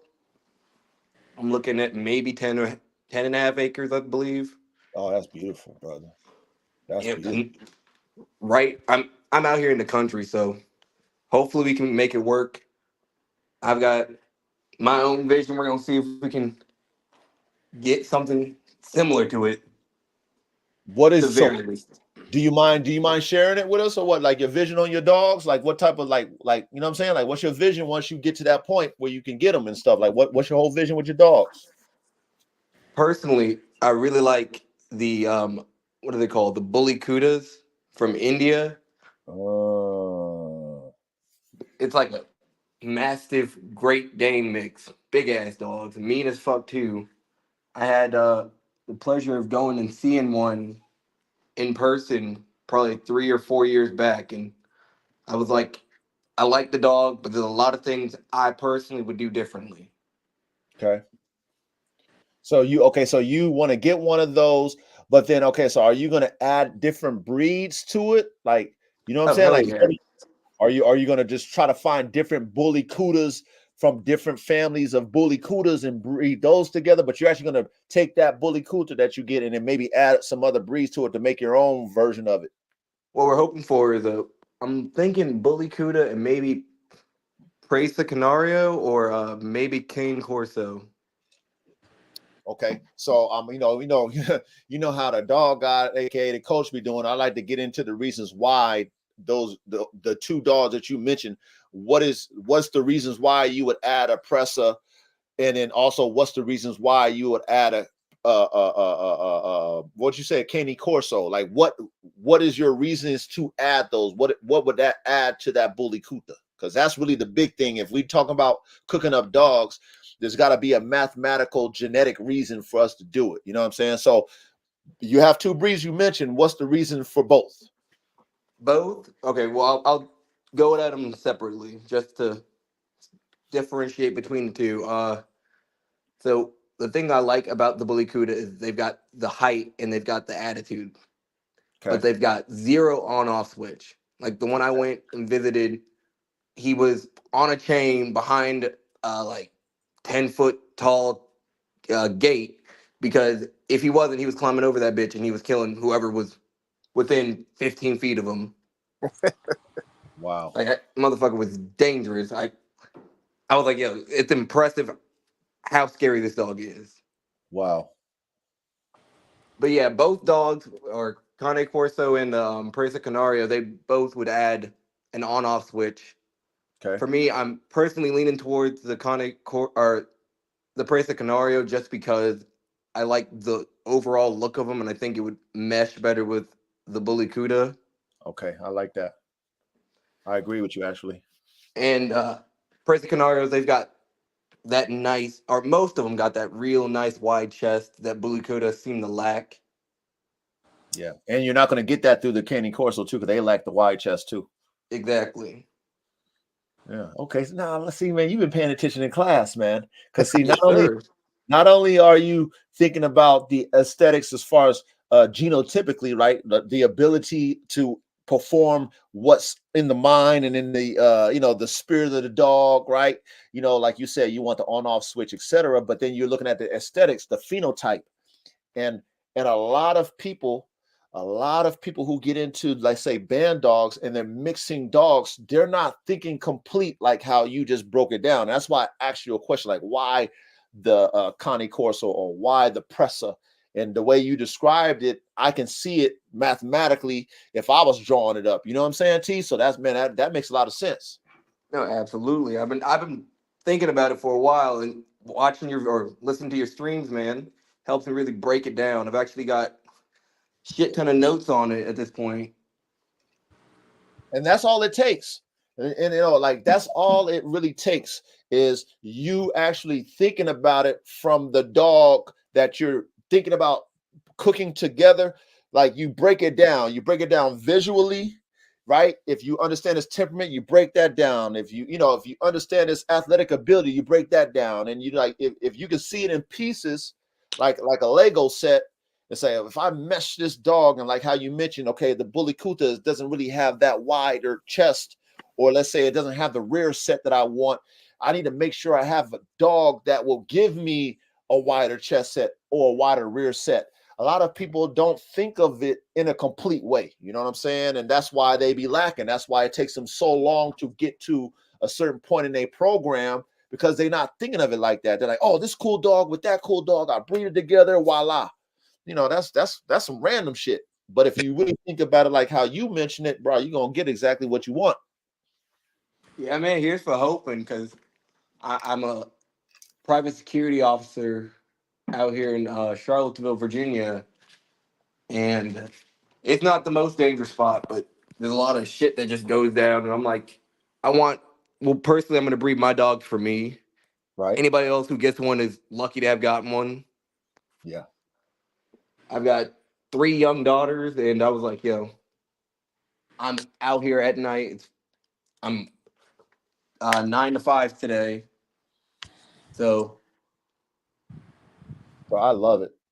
I love it. And for me, I want to inspire you and others to think of it like that. Like, we're here in the 20th century, 2024. If we're not thinking like how the people who were creating breeds back in the day, the early 1900s, 1800s, they were thinking like we're thinking now, right? They were like, hey, if I bred this dog to this dog to that dog to this dog, I can make whatever. And we're gonna call it a German Shepherd when it's done, or we're gonna call it a Doberman, or you know what I mean? Like, all the breeds were produced how we're thinking, right? Mm-hmm. And yeah, that absolutely. that to me is where the art of being a dog man has been lost, because you see a breed, and there's nothing against breed types. I don't have nothing against that, but you see a breed and you're like, okay, I like that breed. I want to produce those breeds of dogs. Then you just get limited to either buying those family of dogs, like bloodlines, or you buy variances of that breed type family of dogs, and you breeding like that. To me personally, that's not fun, or that's not challenging to me, right? But Right. if I can create something like what we're talking about, what you're talking about, then if I create something that supersedes these other breeds, and then it takes off on its own, then guess what? I solidify myself as a dog man. Yeah, and they'll be talking about you for years and years to come. When you be That's a you legacy. won't even be here no more. Facts. That's a legacy. Your dogs leave a legacy. Like you said, you can be gone, right? But your dogs and what you've produced live on for decades and Yeah, centuries, or whatever. yeah. And that's why I like to encourage you guys to just, man, be artists with this shit. Like, don't get discouraged because you're doing something different. Like, they going, all the spectators and commentators, all of them, they're gonna be in your shit. They're gonna be hating on you. They're gonna be doing that stuff because they're not thinking like that. You know what I'm saying? They want to get the pats on the back and the dick ride and the dick pulls and shit like that. They don't want to step out there in the box and do their own thing. And then when it take off, then that's when the trends start, and then they hopping on your bandwagon. But it's like, you know what? If I follow what y'all was saying, I would have never fucking did this. Exactly, because at the end of the day, people want to be a part of something, so they want to be a part of what's working. If it's working, then they want to be a part of that. You know what I'm Right. saying? So if they feel like band dogs or mixed breeds ain't really working, they don't really want to be a part of it because they saying, "Oh man, I got American bullies over here." You know what I'm saying? I'm doing this over here. But it's when people like us, there's artists that come in and you know what I'm saying, and make something work, and we make our own breed, and that thing pop and take off. Now you got them talking about, yo, man, we got that coach, we got that coach blood. You know what I'm saying? We got that T blood, we got that Doro Ricio blood, and we ain't even on the earth no more, but they still talking about us. They're still talking There you about it. go. And that right there is what this is all about for me. That's what it's all about for me, is to be able to do that in my lane, right? For me as a dog man, my dream when I was 8 years old to create my own dogs and then inspire people like yourself, T, people like yourself, Duracio, Young Ready Red, all you guys in the chat, whoever's listening afterwards or whatever, to like, yo, just get in the lab. But at the same time, we're not freestyle Friday in this motherfucking, like, we're not freestyling these dogs. We really have an idea of what we're doing. We're not just creating mongrels and just, oh, let me just throw this gumbo together and then hopefully get what I want. Like, no, we really thinking about the whole aspect of breeding, and we're taking these dogs and we're adding certain ones, even though, like how you mentioned, T, like I got the Cane Corso, but in your mind, you was like, okay, well, you know, I'm leaning more towards the Pressa because the wider chest spread, because I want the spread. Like most people aren't they're not thinking about breeding like that. They're not. Mm-hmm. You So, can't just throw a bunch of letters together and call it a word. You know what I'm saying? I mean, but you know, it's easy to talk about shit. That's the thing, you know, with the internet, you could talk about anything, and people who are not in the field, they'll believe it. You know what I'm saying? They'll believe what you talking about because it's easier said than done. However, if you in the field with it and we're talking about it from an experience level, and let's say you're mixing dogs more of on a random shit, on a like a random cook up, then you're seeing like, bro, I'm not really getting what I want. Well, you know, there's a reason why. If you're not looking at the reason and then breaking down the reason, you would never get to the point where you're actually cooking dogs and getting what you want. You Right. know what I mean? You And just that's take Australian Shepherd and fucking Pit Bull talking about you making band dogs and shit. yeah, they do it all the time. I know. Or they'll take this Mastiff and this Pit Bull and say, I got a band dog and that's that. Well, it's like, bro, the Mastiff you chose was a piece of shit. The Pit Bull you chose was mediocre. You cooked them up because you thought about the band dog program, or excuse me, the formula of a band dog, a Mastiff with a bully type, and you just cooked up some bullshit. That's why you got some bullshit. You didn't take the best Pit Bull that you can find and you really analyze the Pit Bull, right? You analyze the way that Pit Bull look, you analyze his functionality, you analyze his temperament, if it has an on-off switch, etc. If it's athletic, if it's game, all that shit you had in your notes, and that Pit Bull match. Then you took a Mastiff, like, okay, it's not a sloppy Mastiff, it's actually a Mastiff that's functional. It's, you know, all these things in that Mastiff, people aren't thinking of it like that. They're just like, okay, I want to get into band dogs, or like, I want to get into pit bulls, or whatever it is, and they're taking whatever they got and throwing them together. And if y'all remember, like a couple episodes ago, where I think I was talking about how they was cooking up certain dogs back in the past, and they were limited on their DNA pool. That's why they was doing a lot of inbreeding. They didn't have the money. Them old guys, them old hillbilly guys and pit bull guys, they didn't have no money to be buying all them top tier dogs like we got today. Nah. You know what I mean? They just took their resources. Like, man, that's all I got is in the yard. Shit, Bro, that's all I got. they had fucking Chihuahua in those pit bulls back in the day, man. Come on, you already know that shit, Duro. But you know, you can't tell these individuals that think they know what's really going on now in 2024, like they was out there back in the day with them old timers in the countries, in the hills. Right. You know, like they was really rich, like they was like one of them what they call them jokers out there in Dubai and all them you know what I'm saying, them rich oil guy tycoons with millions and billions of dollars. I can get the best of everything.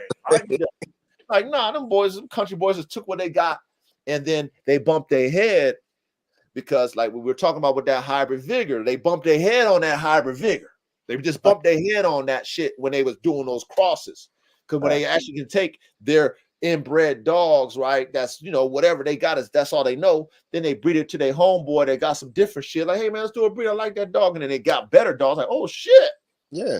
Because that's how we got the Eli, Bolio, Carver Cross, and all that other shit. You know what I mean? Yeah, absolutely. Look, man. Look, I've been fucking with dogs since the '90s, man. So like, I already know all the bloodlines and everything that was going on and shit. Cause you know what I mean, my OG, and I'm from Philly, so my OG in South Philly had a kennel and shit, and he had different dogs. I mean, he had Rotties, he had Pits, he had American Bulldogs, he had Dogo Argentino, like all these type of dogs and shit.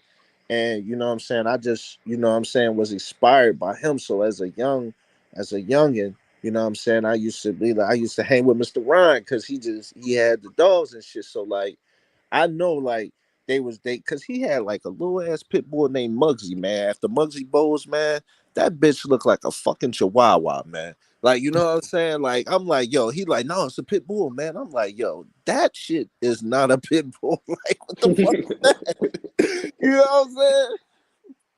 Like, it's crazy. But see, okay, to elaborate on that, right?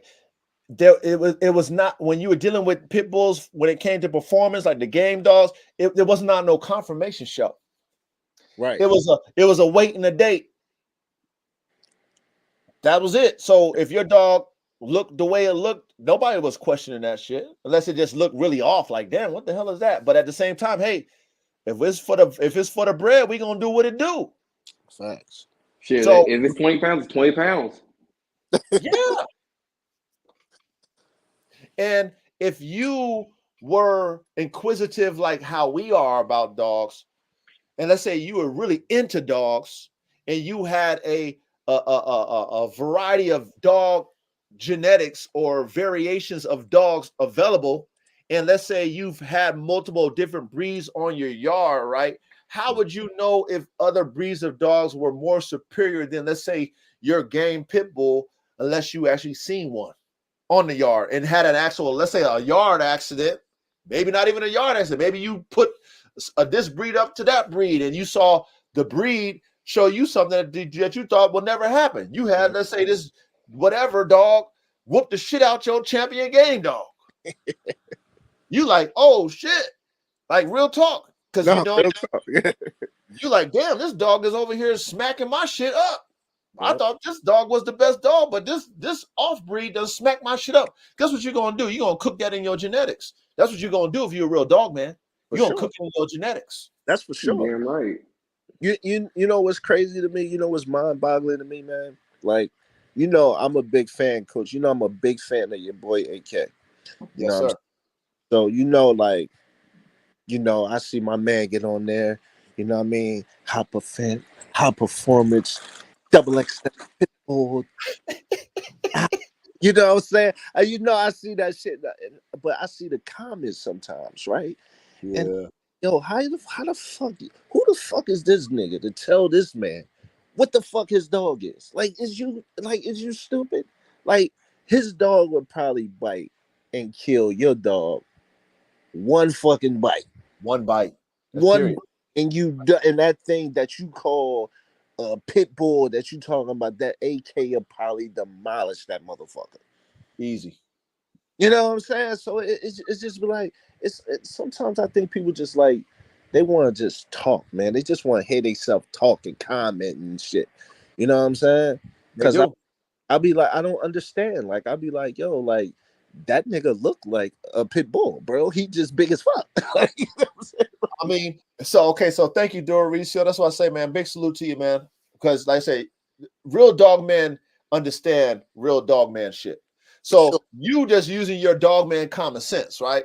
So me being a dog man, I have dog man common sense too. It's called common sense. Not everybody has it, but we just talking about dogs.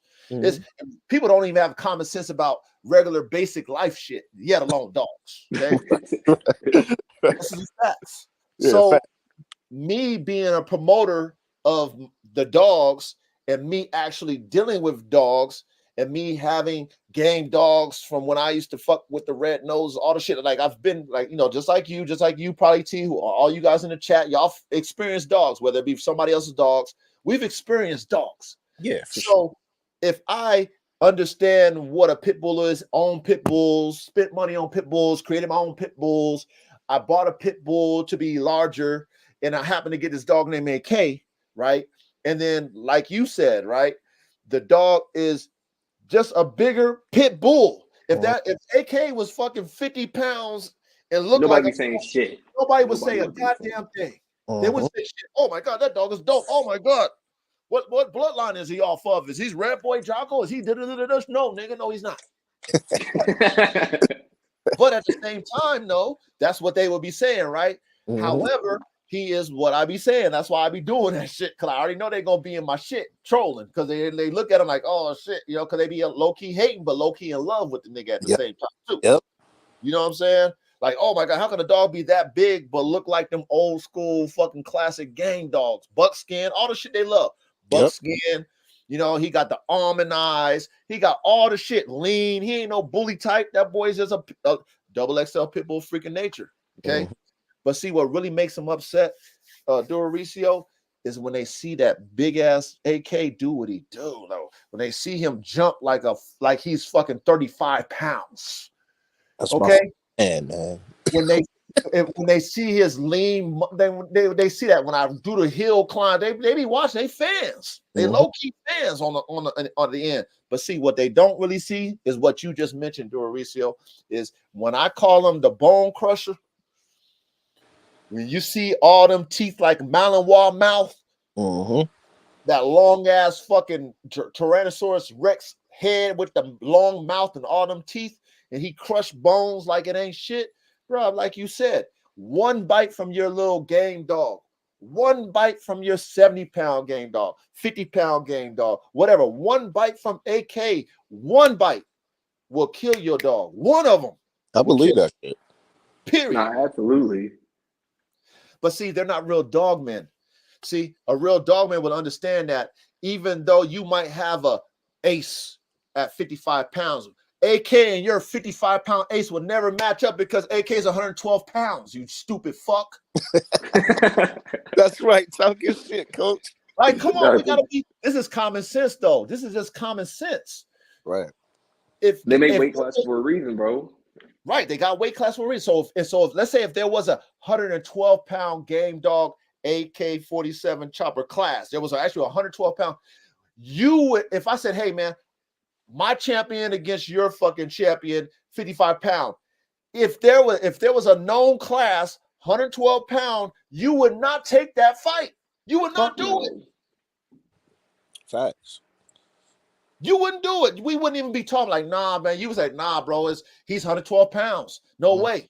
No way. He's 112 pounds. No way. So then why do you think that your fucking little 55-pound game dog can do anything to AK? Like, really? You really think that? Come on, bro. Like you said, one bite will crush that dog, man. He put his mouth on it, and there's one little, that dog will be dead, paralyzed. It'll be done. For sure.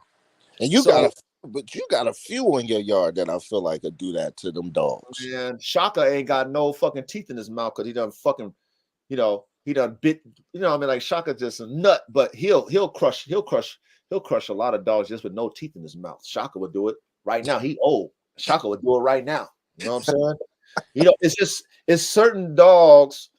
And this is why I do what I do. That's why I'm good at what I do with my promotions and stuff. I know how to trigger them with the wordplay. You know how I be doing them and shit like that. But at the same time, though, Doricio, I know dogs. Like I deal with killers all the time. So I've done seen it happen in my own yard. I've seen yard accidents. I've done seen situations where I know what a dog can do based off of what I see. I ain't got to put them in the pit to see it. I've been around enough dogs. Right. I've done seen dogs that love pain, can take pain. I see dogs that curl away from pain. I see dogs that always want smoke. I've seen dogs that kind of deviate from the smoke. I've seen the rustling type, the real smart ones. I've seen the freaking barnstormers. I've done seen all the shit. So genetically, for me as someone who produces dogs, I just need to see the basics. It's up to me to bring out the best in the basic genetics that I see. That's how I see a dog. If I want to make AK a just a cold killer, I just know I just gotta agitate him to the point where he just always want to fight. Certain dogs, you ain't gotta do that. Yep. Right? Like Shaka, I ain't gotta do that. He just want to fight. I don't. It's just in him. He want to fight. He want to do what he do. That's who he is. You know what I'm saying? But AK, he got an understanding in his mind that I don't have to. Right? I don't have to because that's not my motivation. You know, give me my bone. Let me go hit this bike toy, whatever. I ain't worried about you. And for me as a dog man, I don't need him to do that. I didn't buy him for that. I got dogs that have that genetics in them. I just need the AK for his phenotype and his drive and his athleticism. I don't need him to be game like that. You know what I'm saying? I already got game dogs that I'm putting them with. Mm-hmm. But the idiots, like how you mentioned in the comments section, they just low key in love with the nigga. You know what I mean? So I just let them just talk their shit because I know that's gonna push my stuff through the algorithm. I know they low key fans. They say there's no such thing. It's like, well, yeah, there's no such thing because you ain't own one. You don't got one. Of course, there ain't no such thing to you. Yep. I have one. You don't. So yeah, man, I know you. That shit used to twist my nipples too when I was new to the social media. That shit used to twist my nipples too, man. I'd be over there defending myself. Now it's like, man, y'all fans, man. Y'all get in the comment section and then what y'all do is y'all be making my stuff jump through the algorithm because y'all be over there hating and making my shit go through the roof. Mm-hmm. So it's like, cool, do your thing. You know what I mean? But they don't want to see no AK, man. And you heard me say this, and I'm sure you heard me say this shit too. Like, I'm low-key intimidated by the boy. And I handle all my dogs. You know, I'm low-key intimidated because he's just that intense. He's that intense and he's that powerful and strong. And there's very few animals that I've seen that has his type of size, but just his athleticism is just outrageous, bro. Hey, coach, I gotta watch that boy. No cap, man. If my wife wasn't asleep right now, I would go up and I'll be like, yo, don't you hear? Get some burnt, get some blood on your shirt. I gotta watch him once a week, bro. Like, I gotta watch him. I'll be like, yo, look at this dude, man. Like, one of the Johns, he just jumping on the John and shit, just hanging, big as fuck, just hanging on that John. I'm like, yo, I said, look, man, when I get some land, I said, yo, I gotta get one of those puppies. She said, no, they crazy. I said, look, I gotta get one of those puppies. I'm sorry. Like, I need one. Yeah, you definitely need one because and like I said, I've been in the lab these past 3 years cooking up them AK variations with my shit. Right. And then the boy Chopper the Man Stopper, right? The AK-74, right? Yeah, I like him too. Yeah, he's nice. So he's his daddy, but he's smaller. Okay. So I had AK-74, which he died. That was the one that he died and shit. He had that mange and shit and died. I don't know, man. That should just you don't ever want to have mange. That's the worst thing you ever want to see in on any of your dogs, man. That shit hurt my feelings seeing my dogs go through that. But he had mange. So he was going to be the mastiff type, which that's what I envisioned when I cooked up the 74. He was going to be big. You know what I'm saying? He looked like a mastiff version of AK. But then Chopper the Man Stopper, he's like AK, but he's not as big. You know what I'm saying? But he's AK with all those extra attributes phenotypically, right? So he looked like his dad, but he's not as big as his dad, but he act like Nina, his mama, with all that Neapolitan. Like he's one of them type. So he do all the shit that AK do, but he got that extra. He got that man drive too. You know what I'm saying? He don't really play with all that bullshit when it comes to strangers. You know what I mean? Mm-hmm. So with the AK variant, you know what I mean? Like once I take AK to his daughter, which would be Draca or Desire, then that's when you're gonna get them AK. That's when y'all will actually get an actual AK-47 chopper. You know what I'm saying? Okay. So in the future, man, I got some good cookups, man. But I really need the market to adjust because, bro, like I just can't be giving away these top tier type dogs. I can't do it, man. I just can't do it, Doricio. I can't do it, man. The market crazy, man. The market is all fucked up, man. I don't know what the fuck's going on with it. I mean, it doesn't make sense. If you just try to make some couple of dollars, it is what it is. Do what you gotta do, drop your draws, whatever. But if you producing what I'm producing, like niggas like what? Like when I think about it, it just blows my mind. AK to a fucking Kangol. I know. Like I you love don't that. they don't even comprehend that. They don't even comprehend really what type of dog that is. Right. Like, bro, that's like the ultimate. That's the ultimate. Like if you know what a Kangol can do to them damn wolves and bears and shit, imagine AK in a Kangol. Right. What? And it's gonna broaden out like how you was talking about T with that presser with that what did you say? Was it Bully Kuta? Was it the Bully Kuta? Yeah. Okay, so you mentioned how that presser was gonna widen out the chest. AK got the spread. You feel me? Yeah, AK got No, the spread. I fucking know, man. That dog's just impressive overall. So you know what that's gonna do with the Kangol. The Kangols don't got the spread. The Kangols got that narrow chest. You know what I'm saying? No, But those gonna be some fucking puppies. AK gonna spread that motherfucking chest out. He gonna spread them rears out. He gonna add more muscle to that Kangol. He gonna take that hair, shorten it up. He gonna keep that muzzle, widen the head piece out. Man, that dog's gonna be the super killer. Man, that dog's gonna be and then super athletic. Because I didn't even know how fast and athletic the Kangol was until I got one. You know what I mean? Snow Sheaf, man, that bitch is fast as a motherfucker. Jump, all the shit. You know what I mean? So I'm like, damn, AK genetics, performance-wise, with Snow's genetics, performance-wise, and then what she's bred to do, and then what AK's bred to do, man, that dog's gonna be just, man, it's just over the top when it comes to performance. You know what I mean? So I just can't just be cooking that up for these niggas who don't understand what I'm cooking up. Like, right. Why? Why would I give you that dog? Oh, well, that's all I got. Well, damn, the market's fucked up. I guess I gotta let him go for $2,000. Hell no.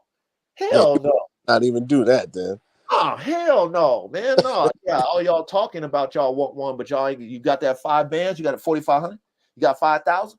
Yeah. You ain't got that right now? Nah, y'all ain't getting that. I ain't cooking it. I'll wait. You know, it Snow's 2 years old. I got semen on deck for AK. You know what I'm saying? I'll wait. Mm-hmm. You know At what I this mean? point, you save yourself the damn money. I mean, Not even bro, worth it.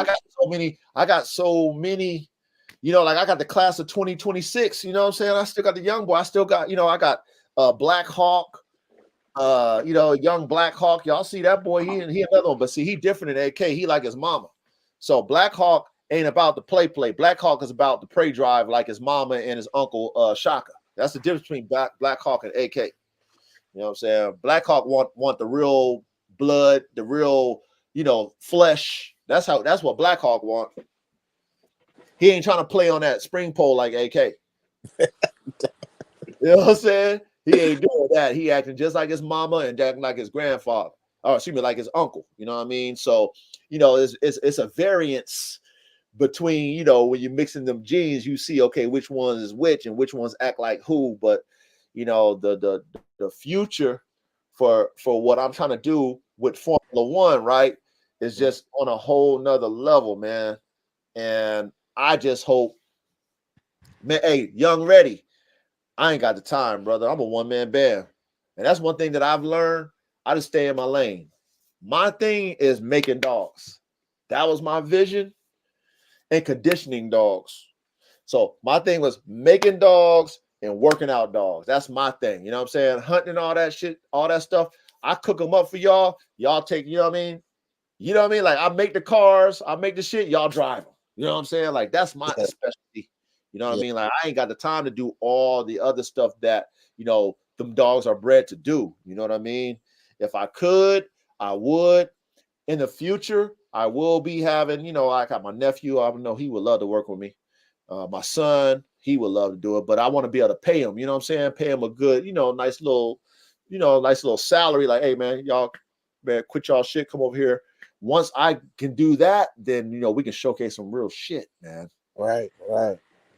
But right now, I'm just a one-man band. I got to do everything: clean shit, piss, take them out, yard time, breed, all the shit. You know, shout out to my wife. You know, those of us who got spouses, we know how important to have a good wife. But my wife helps me out a lot when it comes to the breeding and paperwork and all that type of stuff. But man, I'm doing everything from the conditioning, yard time, everything else. So I don't have time to really take my dogs and really test them to the max. Like everything they do, test them. You know what I mean? But in due time, right? In due time, you know what I mean? But hey, thank you for paying attention, man, Duro Ricio. Like I said, you just watching, you just watching TV damn near like, oh shit, look at the dog, look at the dog. And you confirming to me what I see in my dog live in person. You just seeing just bits and pieces of the dog, Yep. They ain't ready for me, man. I'm too far ahead when it comes to these dogs. 2026 is going not, man, they're not ready for that, man. Red Tiger Jr., they're not ready for Red Tiger Jr. They're not ready for them AK-70 no, them AR-15 Bandog boys I got. Them niggas looking like, man, them two dogs right there, they the truth. Them Formula One Bulldog. Wait till I start showcasing them. They young, they only one. They little youngsters. They ain't ready to be out here yet. They fools, man. I see them too. They fools. Wow, but I mean, not only are they with the shit, right? Not only they got that maximum prey and man drive put them, but man, they got the look. Yeah. They got the curb appeal. You know what I'm saying? Like, if you see, like, for example, Tigress, you got Tigress, but then you got her dad, TKO, right? Mm-hmm. I see TKO in my boy Pink Panther. I see his grandfather in him, but he's a better version of his grandfather. You know what I'm saying? Not only he got the sexy ass coat, but he gonna have a certain type of size. He got the bone, all the shit. I see the neck, all the shit already coming off that nigga. You know what I'm saying? So these are things that I know that will boost him up, the curb appeal. But what they don't understand is I put the frames, brains, and motors in my shit. TKO died of a heat stroke. He didn't have the motor. He had the look though. But the breeder, oh man, TKO died, man. What did he die, man? He died of a heat stroke. Damn, shit, man. Damn. Yep. Same thing I had with Big Bertha. Big Bertha. Y'all, I don't know if you remember Big Bertha, that white American bulldog I used to post. Yeah. She the same way. That's off of TKO too.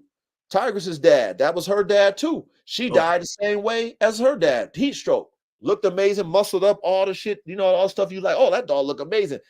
Couldn't breathe good. You know what I'm saying? The internals ain't built for no performance. That's that right there. Hard dog. I mean, hey, Duro, I can't have that. Yeah. You know what I'm saying? Like, I can't have that. I can't have you looking all muscled out, having drive, but then you don't have the ability to cool yourself off, or you don't have the mindset like Red Tiger to turn off. Like, bro, like, why are you pacing back and forth for, bro? There ain't nothing there.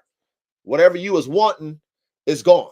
Why are you still pacing back and forth knowing you can't breathe? You dumb fuck.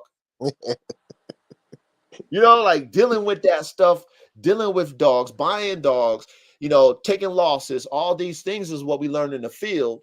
Yes, it is. So for me, and that's why I like to share with y'all, is like I want to give y'all the real, so that if you guys are trying to produce performance dogs, y'all need to think about it from the bigger picture. Just don't get caught up in the looks, or don't just get caught up in the ability. Think of it as a whole. Like everything has to play. Everything has to be hand in hand. Like if I produce this dog, it has to look a certain type of way because I want that curb appeal. I want people to see it and be like, whoa. I need that, but I need them to also see it perform and be like, damn. Right. That motherfucker is the real deal. Like, yeah, yeah. Do you got a dog that wows you, but then performs the same way? You see it. Very few people who produce dogs have that. They either have the wow factor and it's mediocre or what it performs, or they have the performance and it look like shit. That's a fact. So, I mean, like I said, I get fired up about the possibilities of my program. I know I really took the time. I spent the money, like I talked to y'all about. I really thought about my dog program as like, buying car parts, but I do it dog parts genetically. And I really wanted to create the ultimate high performance working dog. But at the same time, it's easier said than done. At the same time, you're going to take losses. At the same time, you're going to get fucking finessed by these breeders. You're going to pay top dollar for shit that ain't worth it. All the stuff that I've experienced, I'm sharing with y'all. You know what I'm saying? as I'm building my, my program and stuff like that. And so when you guys are paying attention in class, salute to UT, salute to all y'all in the chat, salute to you, Doricio, y'all paying attention in class, you now can know when you ready to start, cooking. Now okay, well, damn, I need to make sure I think about this, think about that, think about this, think about that, think about that, think about this. Okay. Now, when I cook up, I need to understand, okay, when I cook up, might not already, like this dog that I might pick as a puppy might not be the one, but, if I got the space, what I mean? Shout out to UT, want to get 10 acres. Maybe you do a resale, maybe you already got some acres. Maybe you want to get some more acres, whatever. You could say, I'm going to keep my whole litter. Right. Because, coach said, hey, if you really want to know what you got to cook everything up. If you got good genetics, in that bloodline that you got or that cook up, you got to cook each and every one of those up to see who's going to produce what you're looking for. Because like I said about it, last week, just because it's a top tier performer don't mean it's going to be a top tier producer. That's a fact too. That motherfucker might not even know how to fucking produce. Like that's the crazy thing. Like sometimes like every dog ain't a fucking stud either. I mean, that's a fact. So like, sometimes you have to keep like, majority of the litter to see what the hell you're gonna have or what you got and how they turn out. Like, you know what I'm saying? Like my brother Rose was saying, like, you know what I'm saying, some of them dogs he was talking about, man, was just kind of crazy, like turning on them and shit. Like, that shit, I can't have that. I can't breed that type of shit. You know what I mean? I need that consistency, temperament type shit. You know what I'm saying? So like that's something that I'm looking at, and being like, yo, this is what I want. I like that AM staff that know when to go, and not being like, all right, yeah, I'm gonna turn on daddy. Oh hell no. So you know what I mean? Like I can't have that. Mauricio, watch this though. I'm gonna interject with you on this one right here, right? Yeah. So this is where the art come in. Yeah. Okay.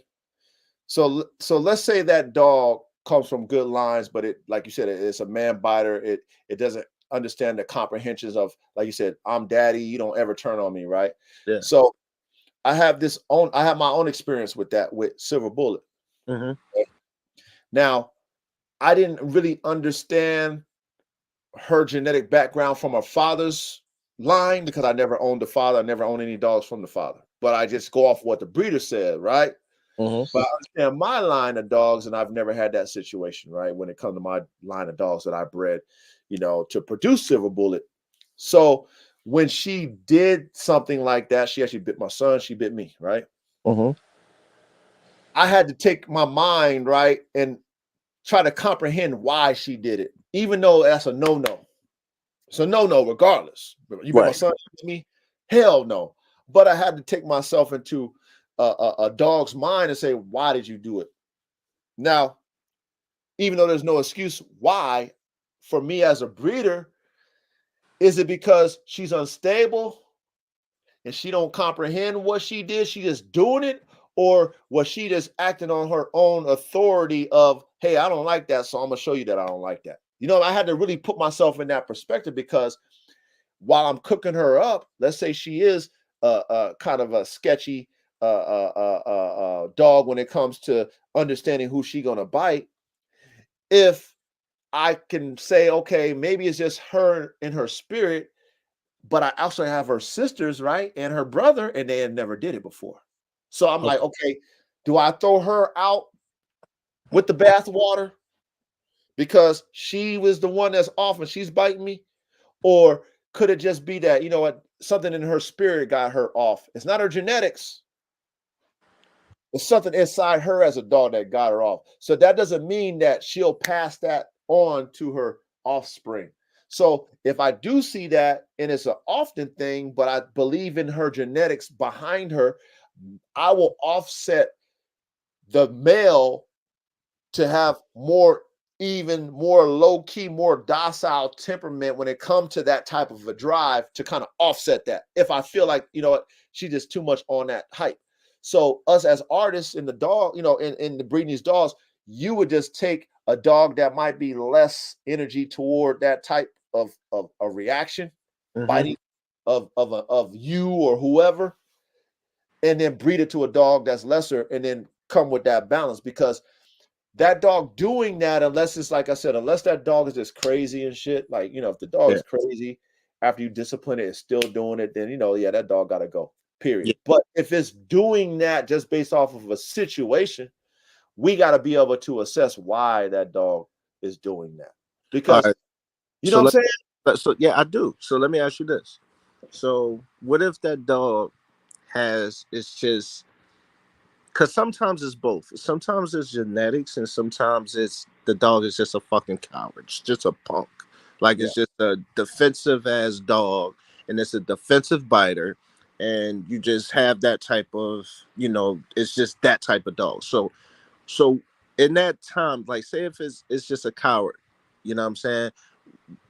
That those traits could be passed down. So would you still breed that and then still take it to a dog that's calm, or would you say, man, I ain't fucking with him, like he got to go? All right. Now this is where you gotta you gotta understand your genetic mathematics. Mm-hmm.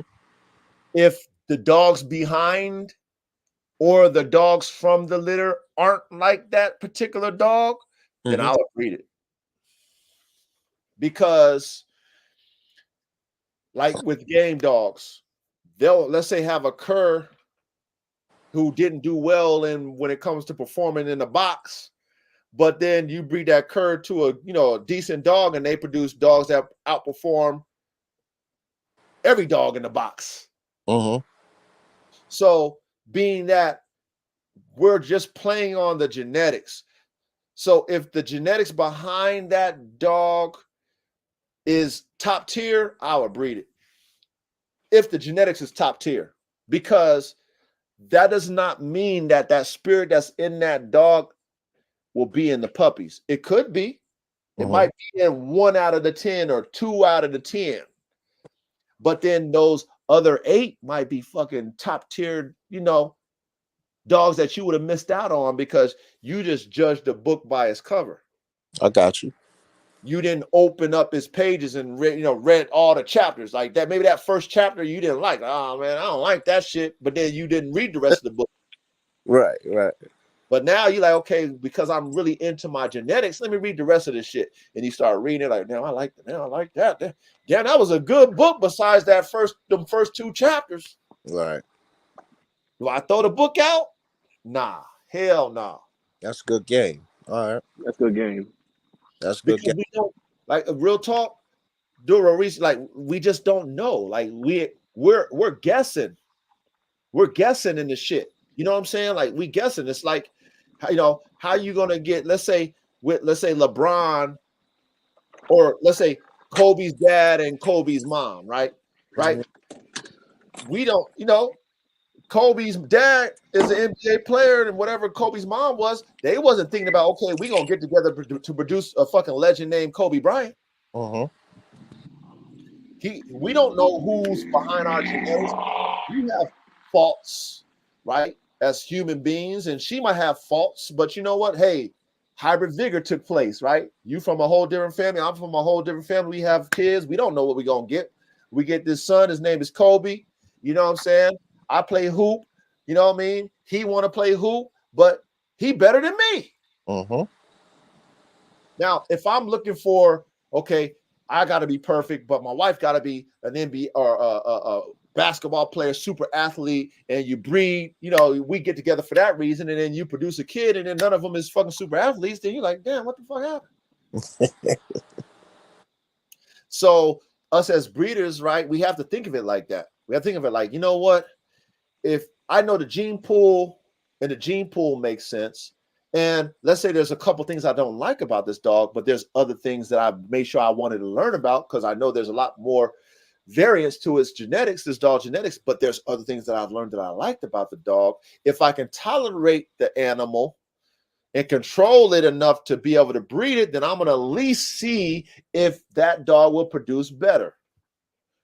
Now, if it doesn't, then you know that, hey, that dog is horrible. Then you scrap it out. But I wouldn't just throw it out until I actually see what it produces for me. Got you.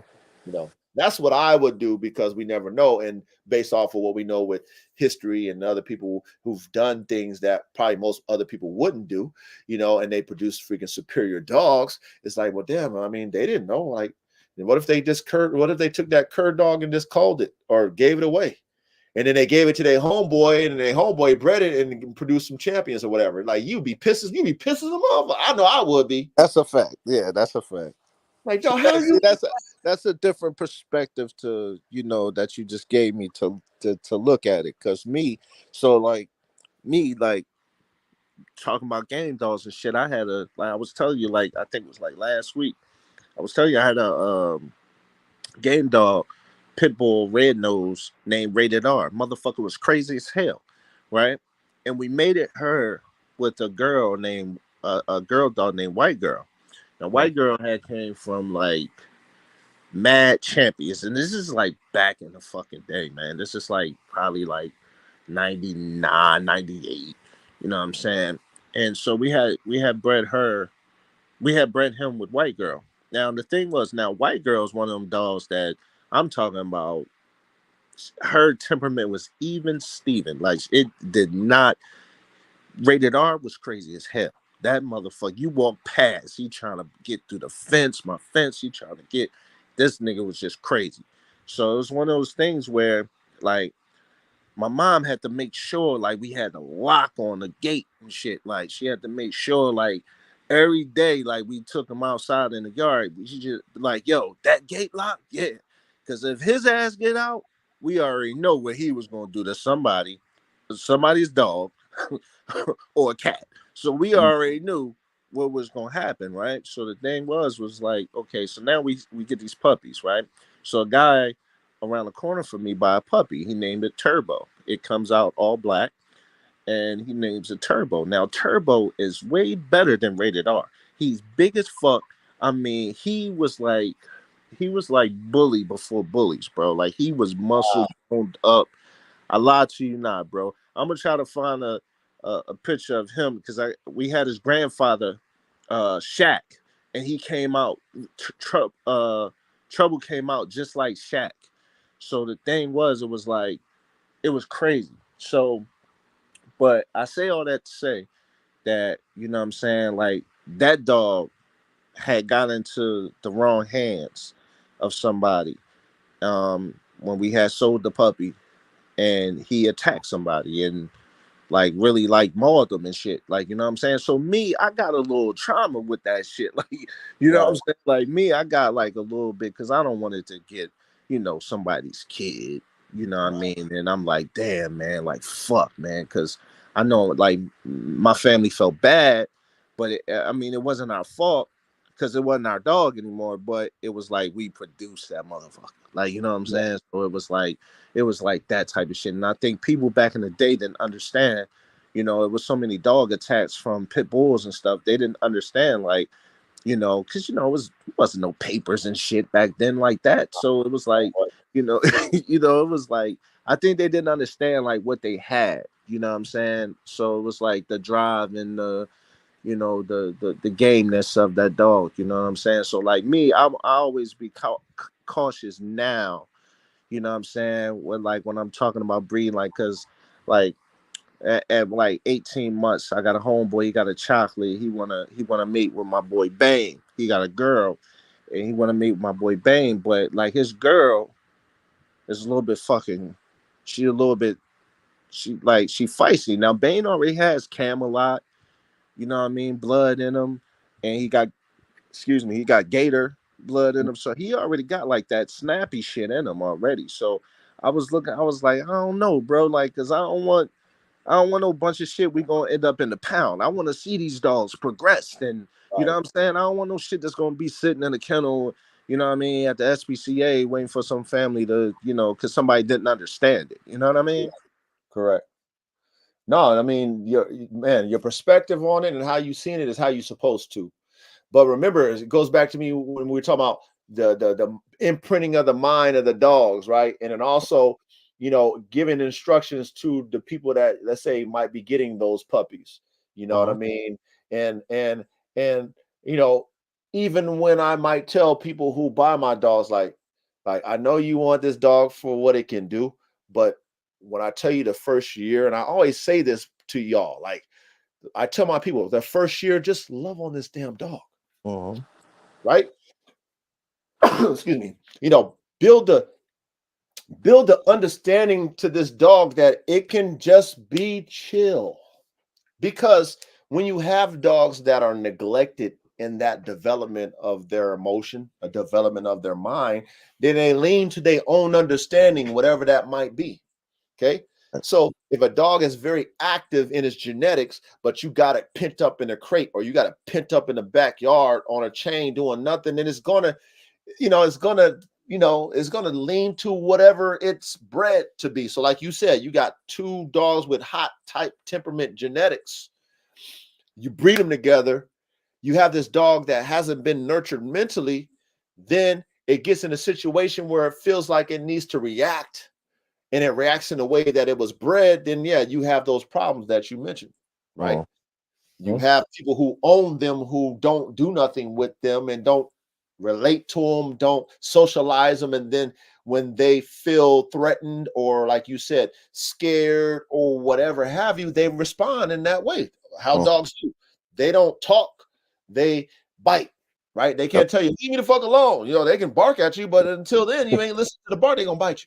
You know what I'm saying? Just like if somebody is in our arena, we tell you back up, nigga, back up. You know what I'm saying? And you have to hit him with a 1-2 combo. Okay. Facts. So same thing with the dogs. But as breeders, right, we can't let that deter us from cooking, especially when we're trying to produce these high-level performing dogs with high-level drive. We want that.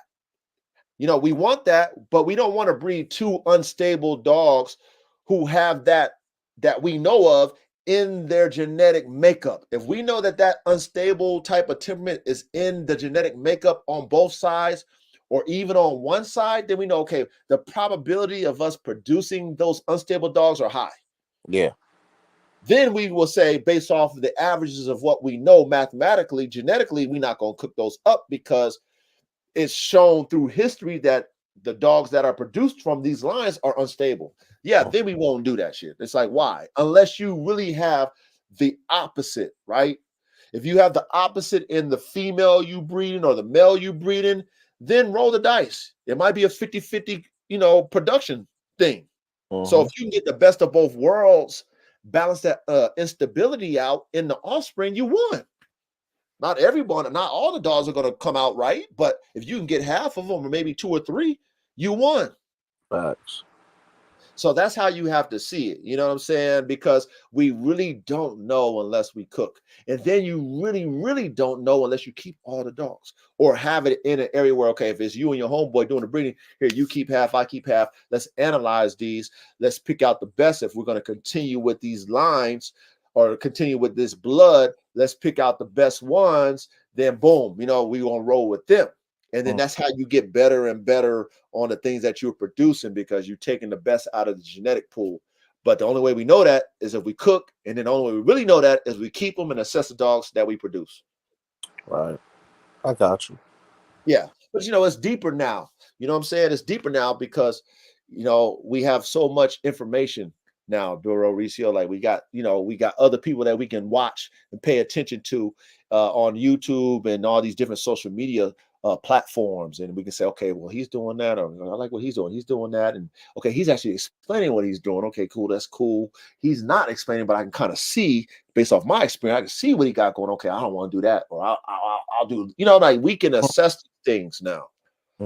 I got you.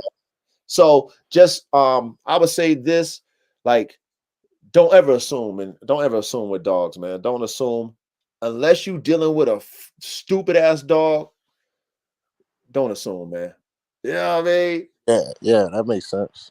Because we just never know, man. And you never know that, you'll be mad at yourself if someone else did it and, you're like, yo, you produced that off of what? Like, what? No, man. Why? Oh, man, I thought that dog was a piece of shit. And it really be like that too. You know what I'm saying? Like it really, really, really be like that. So I just want to encourage you to, assess it like you just did. But if it makes sense to you overall, And you're like, but the dog's still a good damn dog. Like the off, the parents, great parents, from what I know, they're great dogs. So, I'll roll the dice and then, see what happens from there. But it's just the old way of doing shit. That's just old, man. That's a fact, though. That shit outdated.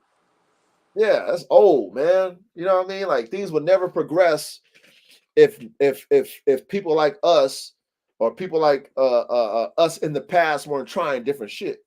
Right. Weren't doing what the status quo was doing. Oh, well, everybody says do it this way. Well, no, we're gonna do it that way. We don't know what's gonna happen, but why are we not trying it?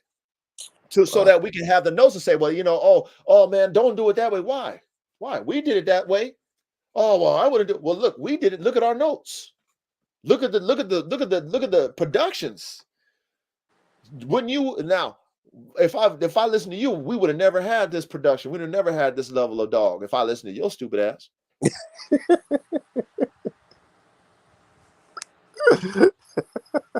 And that's how I really see it. You know what I mean? Like, I mean, shit. This is the fun of what we do. It's like, well, we can create. You know what I'm saying? We're not doing it. We're not being dumb, Duro. Like we're not being naive.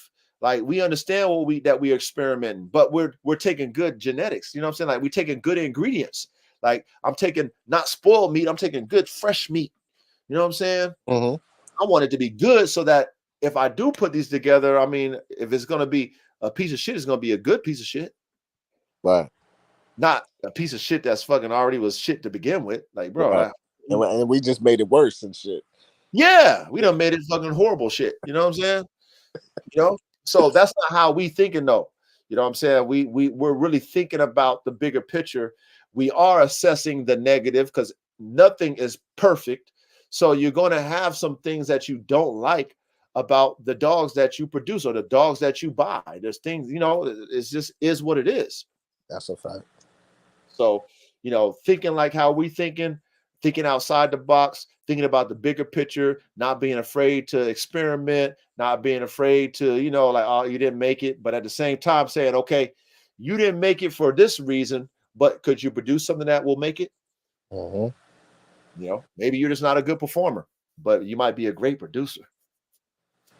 And I guess that's a kind of like a high risk, high reward type of thing. Yeah. And like it might work, but then it might not. But shit, if it works, it's great.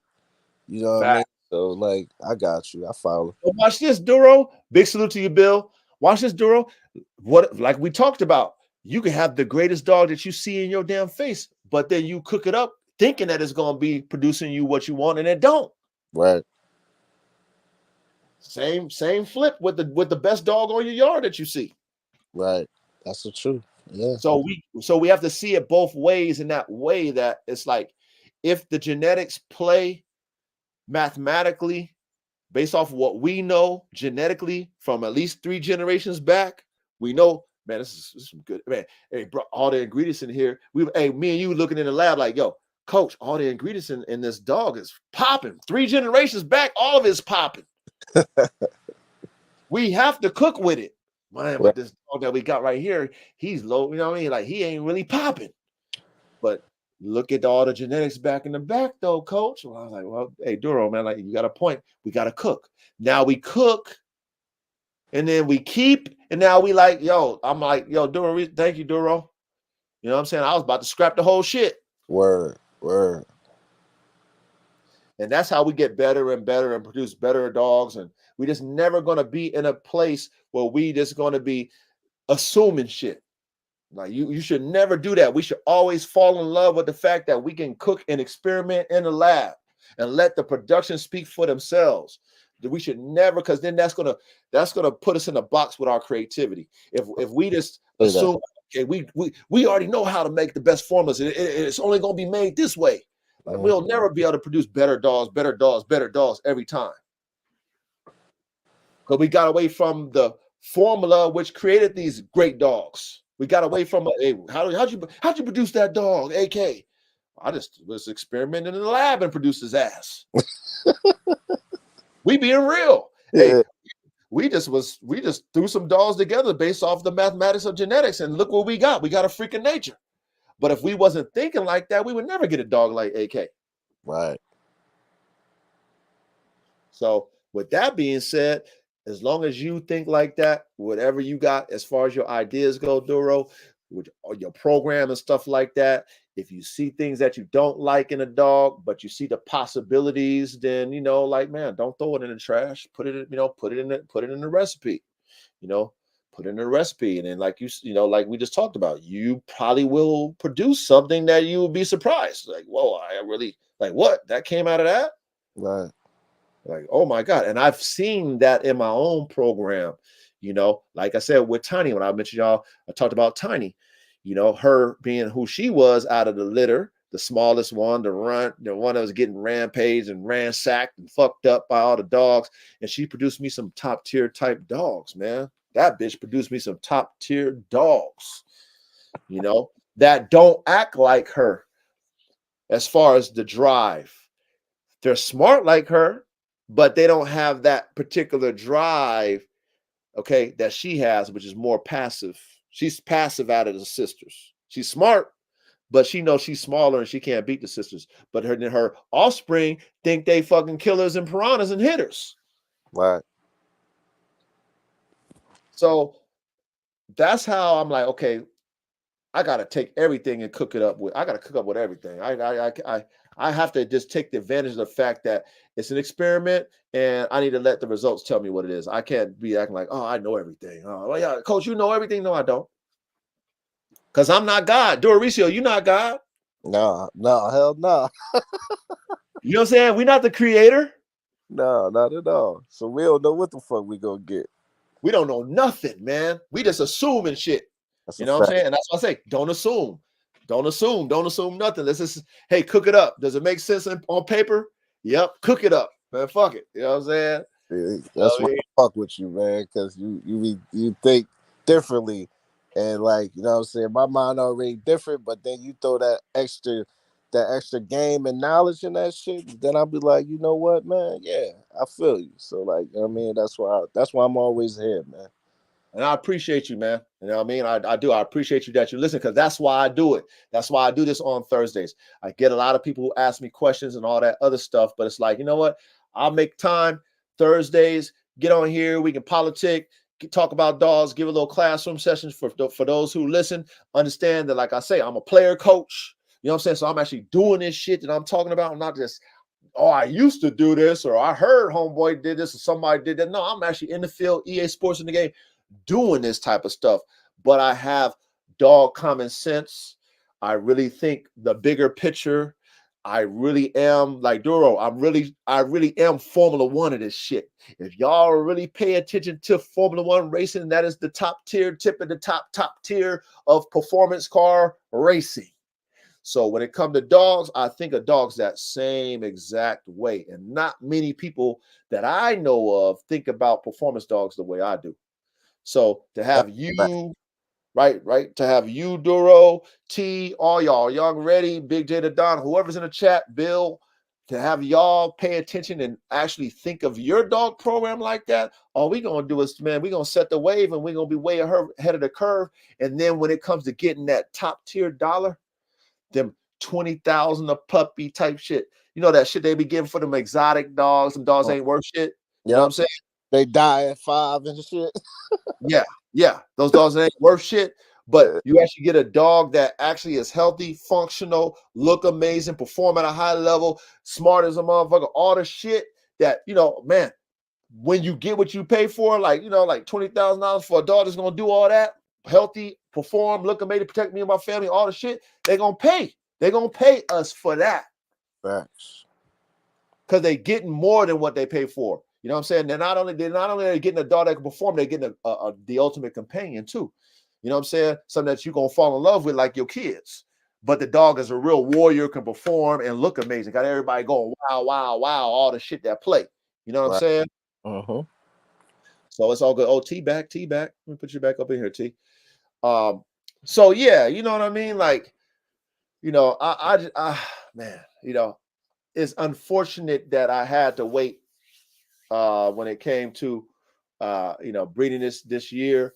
Because like I said, I mean, it's costing me money to take care of these damn dogs, man. It costs me a lot of money. You know what I mean? Yeah. But at the same time, like I just can't be. I ain't on that red hot chili pepper, Doricio. That give it away, give it away, give it away now. Yeah. No, fuck that. Fuck that, man. Hell no. Sorry. Can't give you that. You know what I'm saying? Like, nah, nigga, you ain't got no Kangol from Serbia, nigga. You know what I'm saying? Sorry. You know what I'm saying? But Can't give you I that. do, Right? But I do. Yeah, bet. You know what I'm saying? Y'all ain't got that. Hey, y'all ain't got a Malinois from Serbia, motherfuckers, but I do. You know, shit, man. Y'all ain't got a double XL pitbull freak of nature from the UK, but I do. Yeah, bitch. So shit. I'm humble. Hey, I'm humbly speaking that, by the way, y'all. But at the same time, it is what it is. You know what I'm saying? Hey, right, Duro. It is what it is. If you ain't got it, you ain't got it, man. So hey, don't get mad at me because I got it. They are mad that you got it though, bro. Yeah, they really are though. They are mad that you got it. They hate it, man. I Hey, love that shit though, man. I'll be cracking the fuck. I'll be like, look at this dumbass. Then on some real shit, I click on their page and shit. I'll be like, yo, look at these dumbass dogs. They dogs look sick, look like they got worms, all types of shit. And then y'all here talking about AK. Hey, it's even worse, Duro. It's even worse on Facebook. Facebook, oh my God. The haters on Facebook is plentiful. I'm gonna So have to Facebook out. bruh, man. So check this out. So with Facebook, you can link your whatever you post on IG, post on Facebook, right? Yeah. So like right now, I got 2 posts that's going ham, right? I got the one I did with Prima Donna doing her little, thing in her little kennel or whatever, walking back and forth, and I'm talking that shit, right? Yeah. So that motherfucker doing numbers, right? That motherfucker already had over 100,000 views and 300 comments. Okay, you got the haters, the spectators, the fans, bro. That shit is so funny. And then It is funny. anytime I post something of Shaka, right? Oh man, every wannabe game dog enthusiast, man, they want to get there, and man, they in there hating on Shaka. Oh, they ain't this, he occurred, he this, he that. I'm like, y'all, this is funny, man. So Facebook is the worst, man. Bro, I crack the fuck up when they say that Snow White is not a fucking Kango. I'll be like, so what is that? A fucking cat? Like, what is that? Like, They try to call it an Anatolian Shepherd. It's like, bro, like, well, shut the hell up. How do you know the difference, you stupid idiot? You know what I mean? Y'all are dumb, man. How do you know the difference between an Anatolian Shepherd and a fucking Kangal? There's different families of Kangals, by the way, and based off of the families of Kangals, they're going to look different, just like pit bulls. There's different families of pit bulls. They all look different. They're still pit bulls. Right. And how are you going to tell me that when I always link them to the breeder? Like, bro, go tell the breeder that. Don't tell me that, you dumb idiot. All his dogs is champions and shit, and he really uses them. So, am I going to listen to you? Fuck no. Or I'm gonna listen to the damn breeder. You know what I'm saying? Like, give me a break, no. But that's what they do because, hey, check this out though, Duro. They don't have a fucking Kangal. That's why. Yeah, because that fucking dog is expensive, gang. I know. You know what I mean? They mad at me because I got one. Facts. And I'm in California with one, you bitch. You know what I'm saying?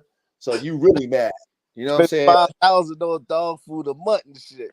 Right, man. Hey, $3,000 a month on dog food, niggas. Oh, all right. That's a damn mortgage.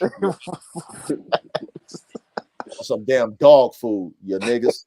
They fucking feeding dog chow and shit. You know what I'm saying? I got my dogs in fucking kennel condos. They got their own condos and shit. My dogs got their own condos out there on a hill with a beautiful view. Shut the fuck up, y'all. You know what I mean? Like, y'all don't want me flexing on y'all niggas, man. Stop playing, man. No, you hurt their feelings, coach. Like, y'all better stop it, okay? But I mean, that's it comes with the territory. It comes with you're a pioneer. People gonna hate all day long. You got top tier dogs, they gonna hate all day long. You know what I'm saying? You got everything they wish they had, they gonna hate all day long. You know what I'm That's a saying? that's And a you fact. know, and I mean, Duro Rizzo, you see how I post my dogs. Bill, you know it too. Maybe T, you know it too. Like all my No, dogs look like absolutely. they be in the Olympics running the 100-yard dash, track stars, we're all ripped up and shit. Come on, y'all. Yeah. Stop playing with me. Bro, I took some shit from you with my dogs because I'm like, yo, hold on, man. Like before my girl Dice passed away, man, I was like, hold on, man, she getting too fat, man. Hold on, let me do some coach shit, man. You know what I mean? I got her down. I got her down to like 74 fucking pounds and shit.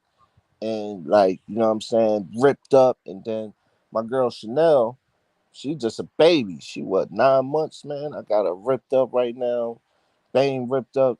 So I'm like, yo, like I just pay attention to that shit and just see how you keep they weight. Man, it's because people think, and this is a thing, man. People think, especially in a bully, and if they got a bully breed, the community, bro, they think putting weight on the dog is where it's at, and that's like the dumbest shit you can do. I've been Dummy. saying that shit for so fucking long. That it pisses me off, man. It It pisses me pisses off me all the off too, hell. bro.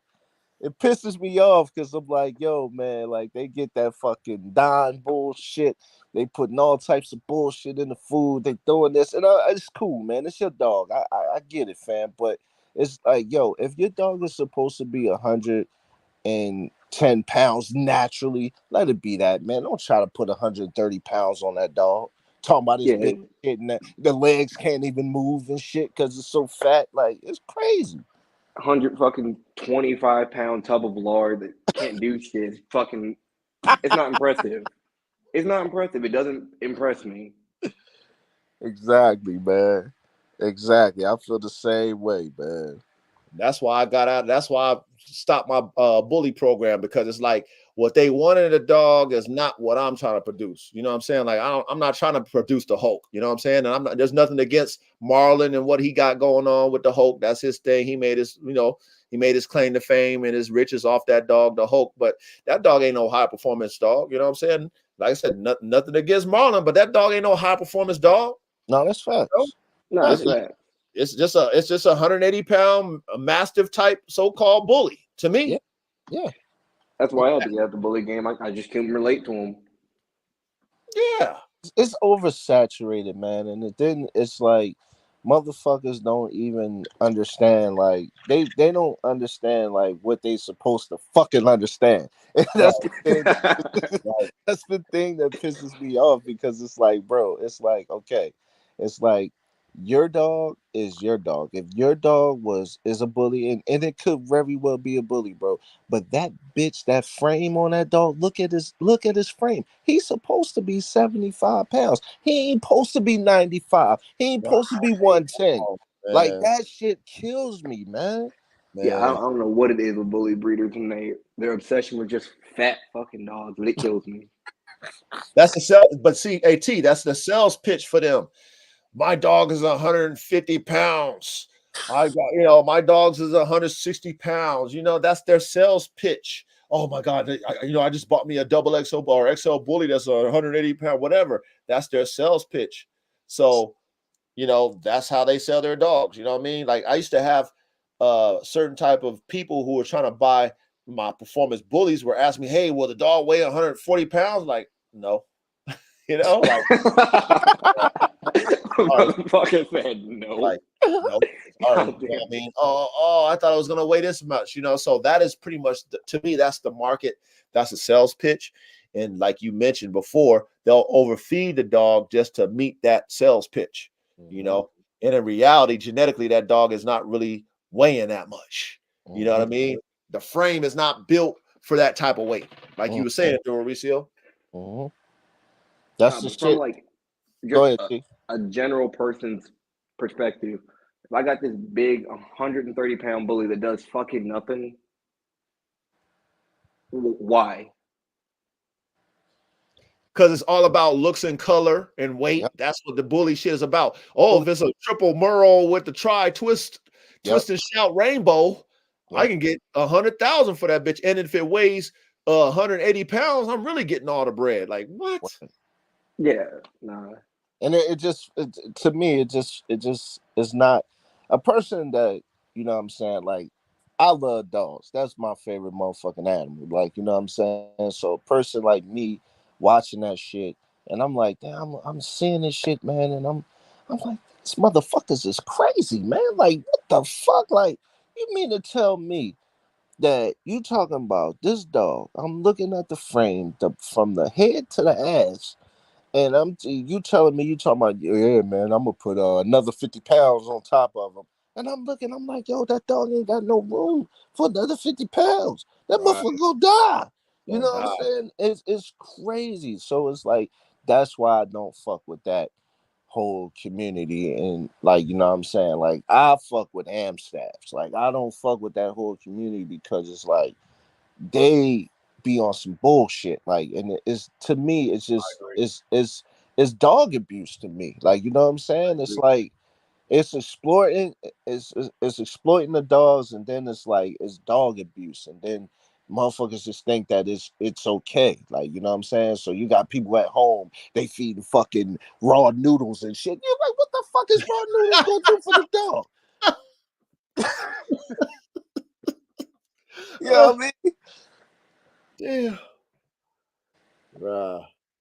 Hey, that's why I say we have a new wave what we doing with these high performance dogs, and you know what I mean. Like, it's something that is going to be slow for them to catch up to, but once they catch up, we gonna be way ahead. We gonna be way ahead, and we gonna win because you know we bringing it back to why our ancestors wanted dogs to begin with. They wanted them to be functional and work for the family. There was a purpose behind having them dogs. It's not just a status thing or a look thing. You know, I mean, the dogs had a purpose in the family. That's why we fed them.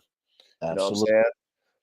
saying? And that's the direction that we're going. But you know, we want to have that curb appeal too. We want that, you know, that wow when you see it too. You know what I'm Yeah, saying? of course. But you want that natural wow. You don't want that Yes. fake ass wow. No, no, no, no. You know what We I'm don't saying? want that That synthetic David wow. Copperfield wow. You want that motherfucking Michael Jordan wow.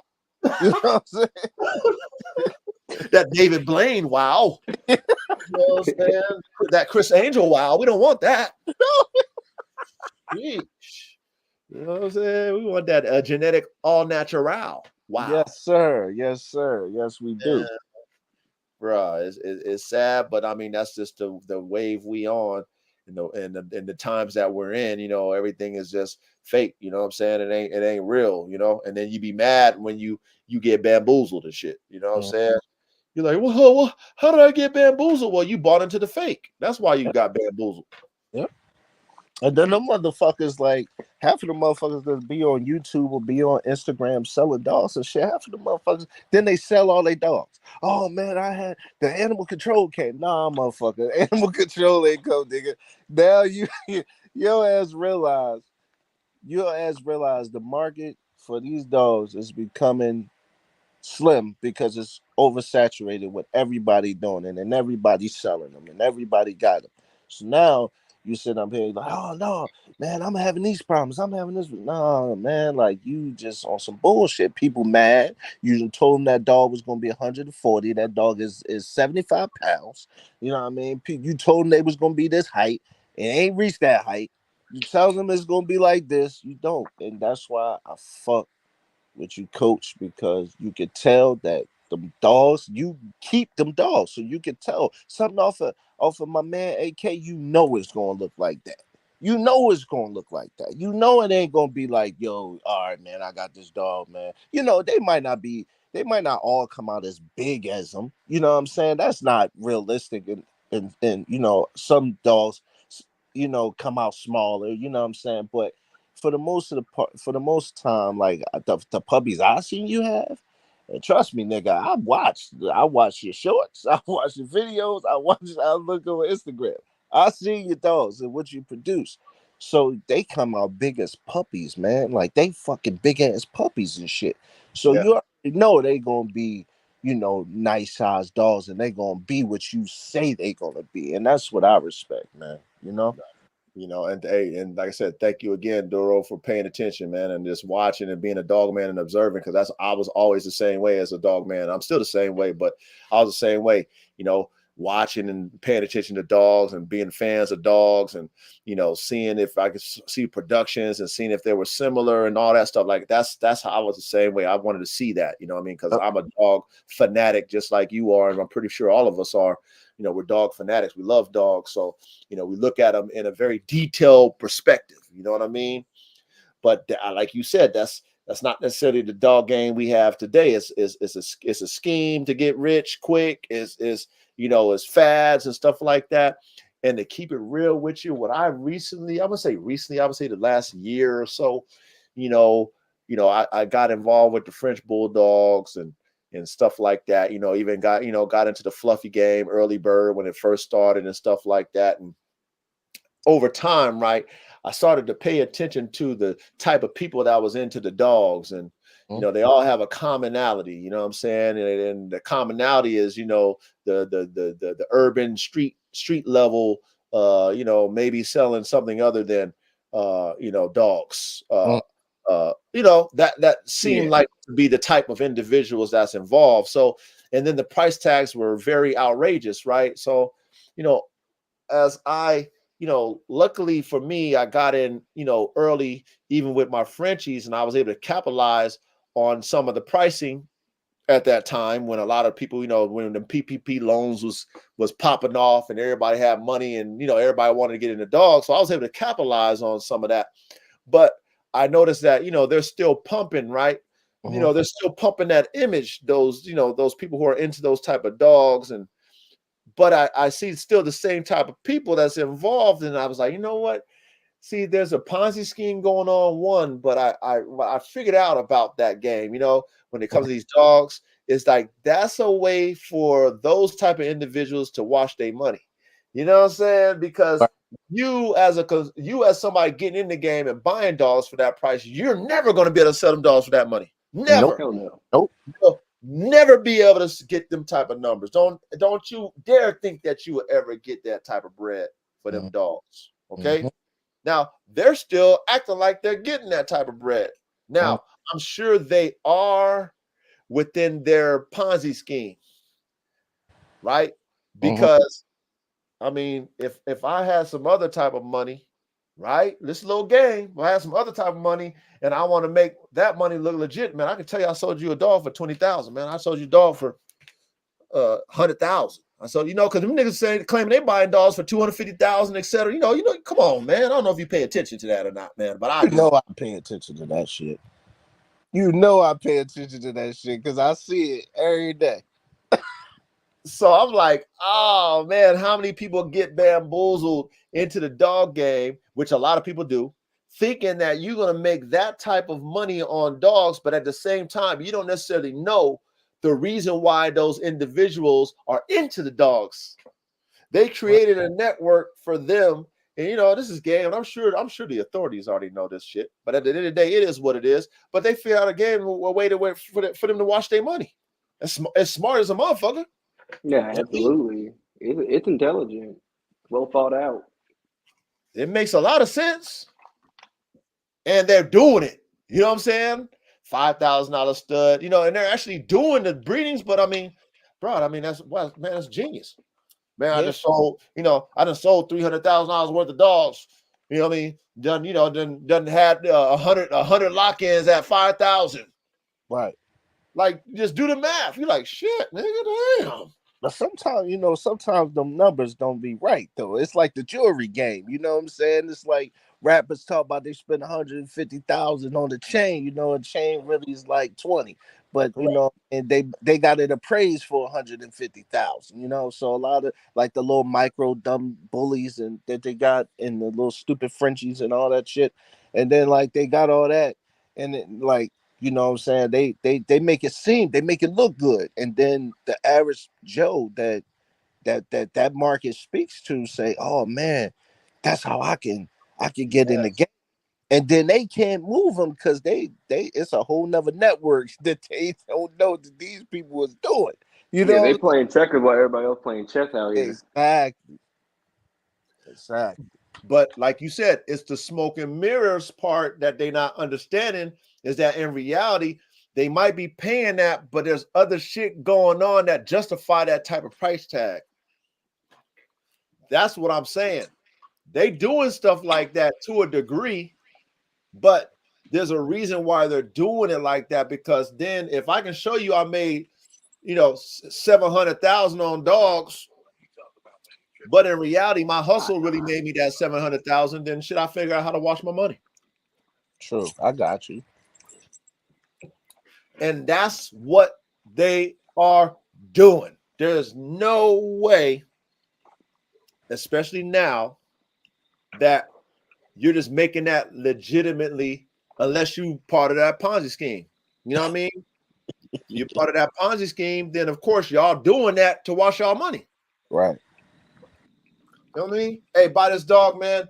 Get into this network. We can wash our money with this shit. We'll just buy each other's dogs, but our money really comes from the game. Right.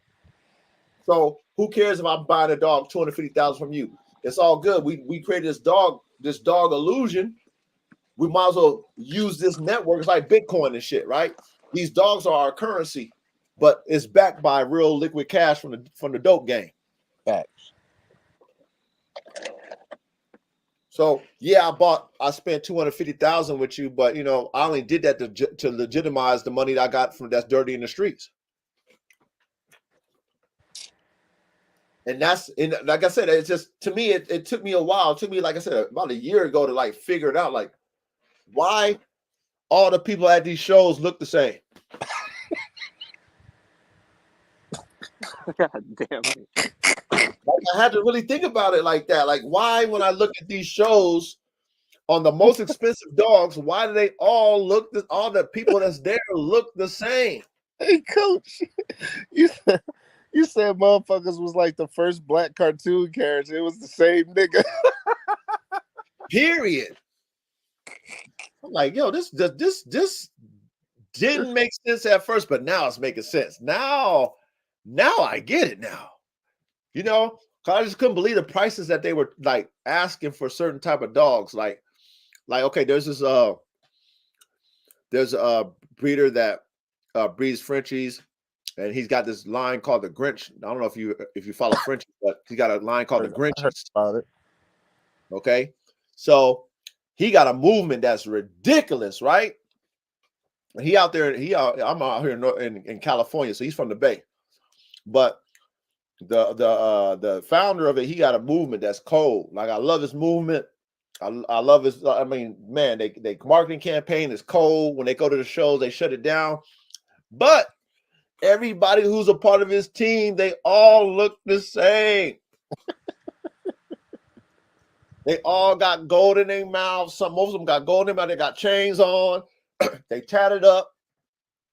They spending 20,000. They spending 100,000. You know what I mean? Like, I'm like, damn it, man. What the fuck? All these guys love Frenchies.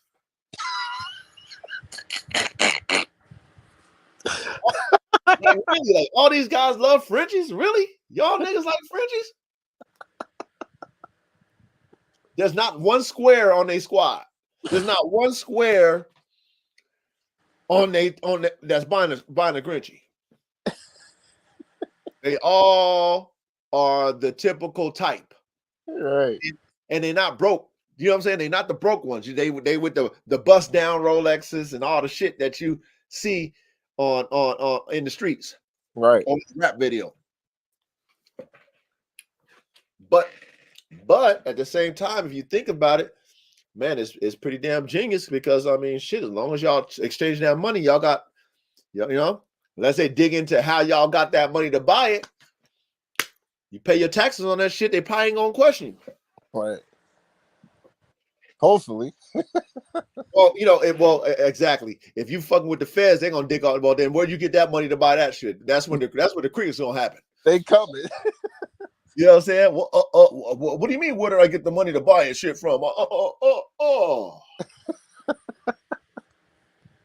So that was definitely something I had to see for myself, because even when I was doing the Frenchies, I kind of fell victim to that too. When I bought my first Fluffy, I spent 15 bands, and that was a lot of money for me for a dog. That was the most I spent on a dog. You know what I'm saying? It was 15 at, you know what I mean? So I thought I was getting a deal, which I was.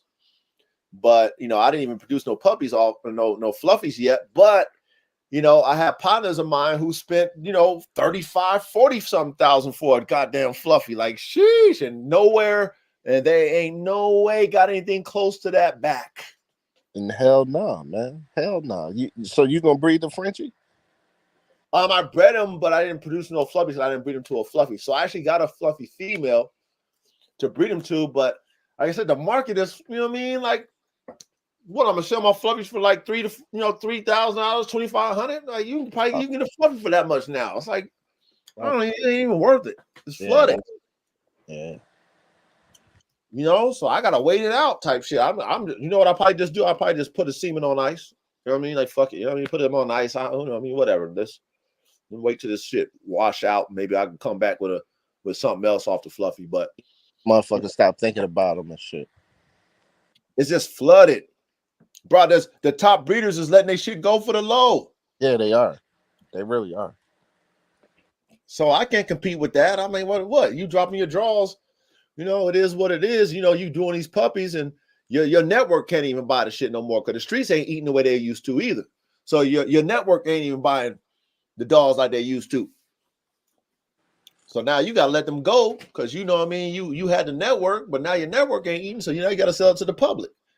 Thanks. So I just see it for what it is, and the bully game I saw for what it was too.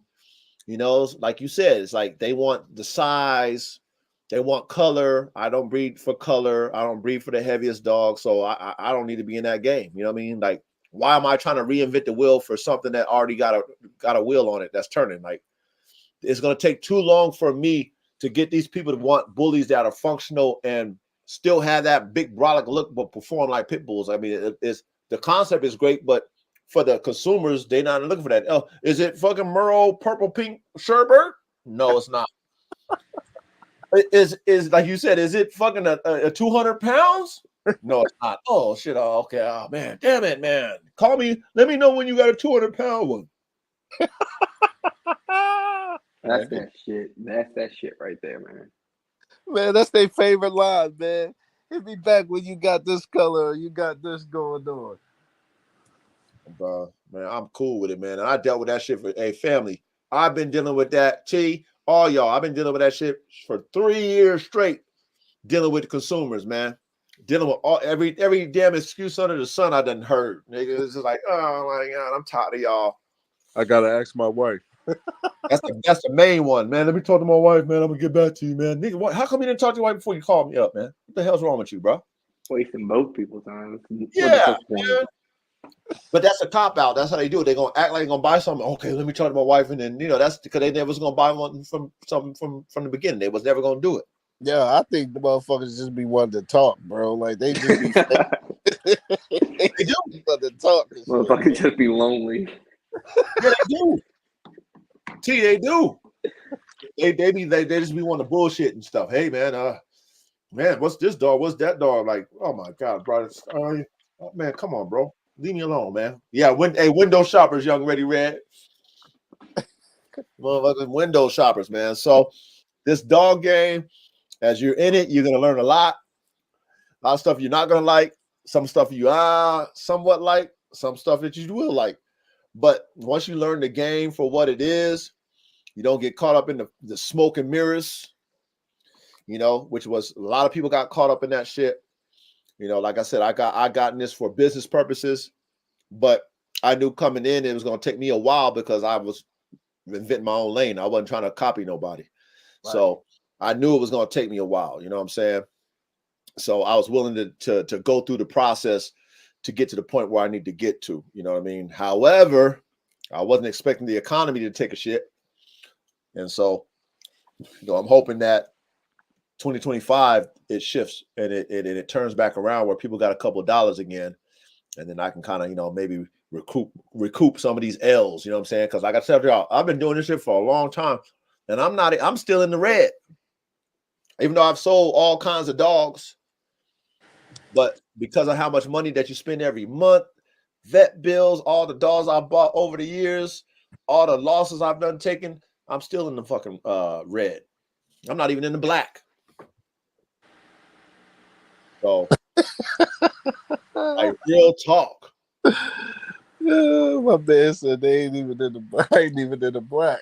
I'm not even in the black, man. I'm in the red still, and it's been years. You know what I mean? So Yeah. I just have to keep persevering. God willing, everything will turn around. But it's just like this is what it takes if you want to really create a lane for yourself. You know what I mean? And then That's a fact. have people catch up to you. You see what I'm saying? That's a fact. Versus us following the trends. You know what I mean? Oh man, let me go ahead and make me a fucking rainbow Sherbert AK-47 chopper. You know what I mean? It's like Reddy Red just said. He said he said they got fucking hairless bullies and shit. Now who the fuck want that? You can't even walk about in the sun and shit. Like what the fuck? Nobody want that bullshit, man. Wait, they actually got hairless bullies? Yeah, some asshole. Some fucking dipshit. I can't. This is what. Can't stand some of the shit they do. It's horrible. It is horrible, man. It's horrible. But see, that's people who just follow. Oh, did he say 250K? Stop Get the it. fuck out of Stop here. it. Get the fuck out of here. Hell no. Come on, man. Okay, Nah. so that goes back to that Ponzi scheme I was telling you about with them people that look the same now. Okay, it goes back to that. Okay, don't believe the hype. That shit is a Ponzi scheme. Y'all gonna get caught up in the bull.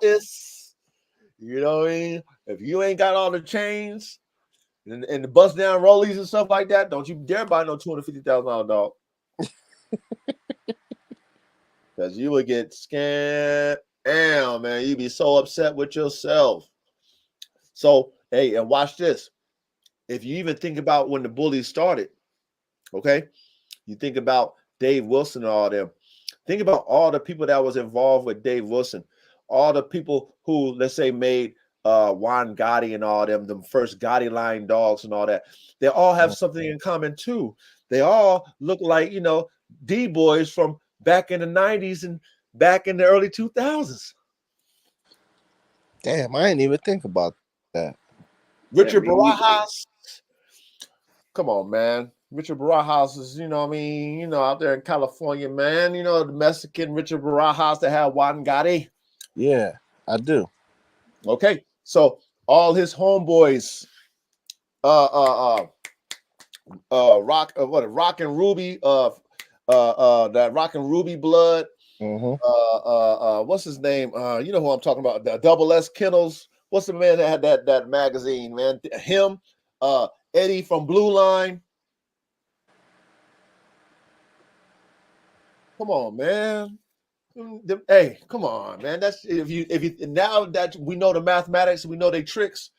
My man that had that created the exotic with Mr. Miyagi. You know who I'm talking Aggie about. blood. With that Miyagi blood. What's Yeah. the man's name is, man? Made multi-millions off that Ponzi scheme he created. Yeah, I forgot his fucking name though, but I know what you're talking about. The Miyagi blood and shit. That's that small shit, right? Yeah, that's that Yeah, exotic that's bully. a tiny Yeah. shit. Yeah, I remember. Yep. Okay. If you look at the type of guys, that right there, like they was on to that shit early bird, man. Word.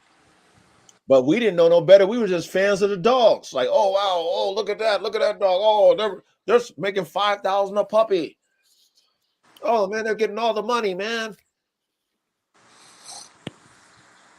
Like, hey, if you even look at like Bossy, Oh shit. Yeah. you look at Cat Right, you see Cat Right, the little pretty little snow bunny. Yep. Okay.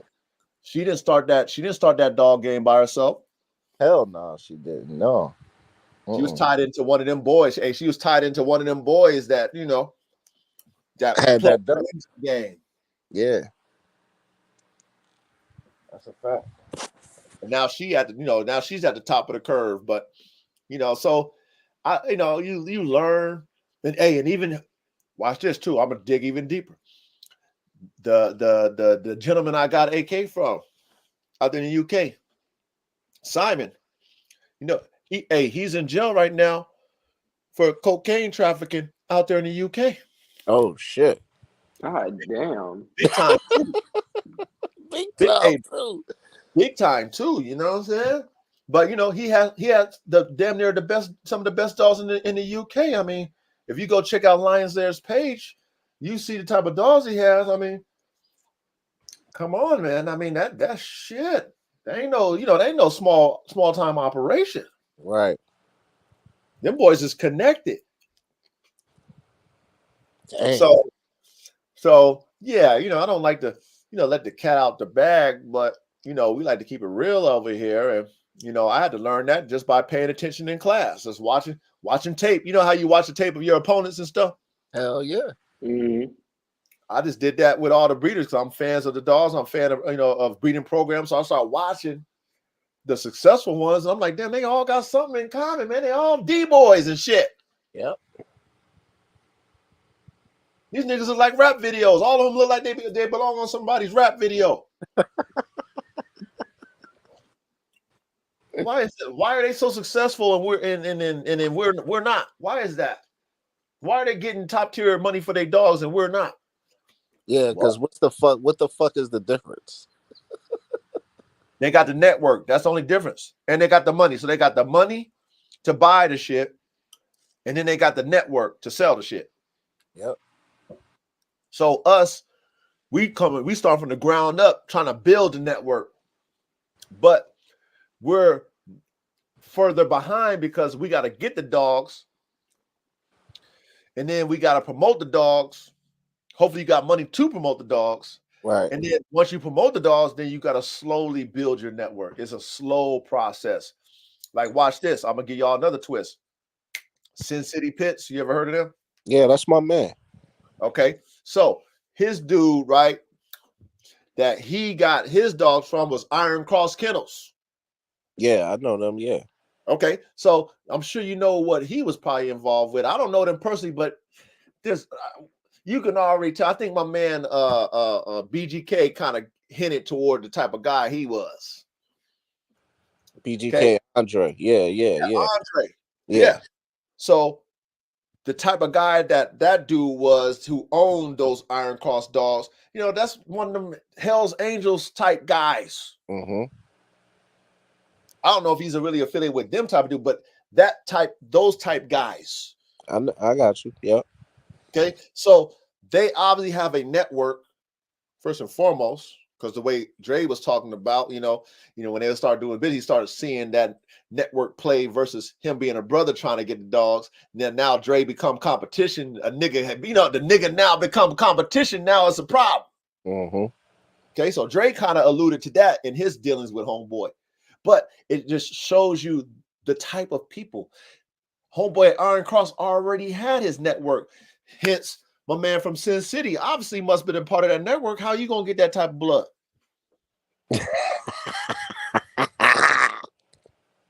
You gotta think about it. How you gonna get all the shit and you pretty much took over from him, Iron Cross. You got all the Iron Cross classic shit. You pretty much, like you damn near Iron Cross now, but now it's Sin City. True. So that's the network. You know what I mean? But see, us being green to how the network is and what it is, we just think, oh man, Iron Cross got some of the dopest, biggest XLs we've ever seen. He's got a dope ass property up there in Southern California. Oh man, he must be making all that money off of dogs. No. No, young grasshopper. No, them boys are smart. Them boys know that they love dogs and they got the money and the network. So, they figured out how to finesse the dogs with what they already been doing. And, shit, the rest is history. Them niggas is geniuses. Right. Okay. Now, I don't know Dre, but, Dre look like he might be some guy who's kind of with the shits too. We just gotta think about these things now. He got a big program, but Dre had money before the dogs. Yeah, he did. I was just about to say that. So the dogs is just more extracurricular to somebody like Dre. He just so happened to piggyback off the wave that Iron Cross was on, because all he did was produce Iron Cross type dogs. Yeah, Now they're BTK with big dogs. bodies and shit. I mean, that's where he got his foundation from. Iron Cross. He said it. And then, of course, his marketing, his whatever, his influence and stuff like that took him to a whole nother level. But it's just, these are the things that we have to, look at if we're trying to get into the business ourselves. Like, you're not going to be a Dre unless you got Dre resources. Right. You're not going to be Iron Cross unless you got Iron Cross resources. You're not going to be Sin City unless unless you produce a dog that really take off like that. But that's going to take you some damn time. That's going to take you some time. Yeah, it is. Yep. So I've learned a lot being a fan of dogs, like you guys, being a fan of these breeders. I was able to buy some dogs off of Aaron because I was a fan of Muggleston Pit Bull Farms. I don't know if you was ever familiar with Muggleston Pit Bull Farms. No, I never heard of them. Okay, so they were big time in the early 2000s. Big time. Okay. He's another guy that I met that I was a fan of his dogs, but then I found out who he used to be. You know what I'm saying? And why he had dogs. And why him and his network were so strong, and why he was selling to all the NBA players, and why he had everybody's bloodline plus some shit. Gotcha. You know what I mean? So it wasn't until I was able to afford his dogs, and then me being who I am, I mean, people will relate to me. So we talking like how we talking, and he giving me game because I'm spending bread with him. Hey, we used to do this, we used to do that, we was doing this, we was doing that. We bought dogs from this person, that person. I had a network. That's how y'all did it. Yeah, man. I mean, right now, I don't even breed dogs no more. I got my other people, they breed the dogs and I just sell them on my site. I'm like, okay, that's what you do now. But then look, real talk. But then check this out. So then I go and pick up my dogs from the type of, from the person that he got breeding the dogs, and guess what? It's a nigga that is a street nigga. I'm like, oh my goodness, what?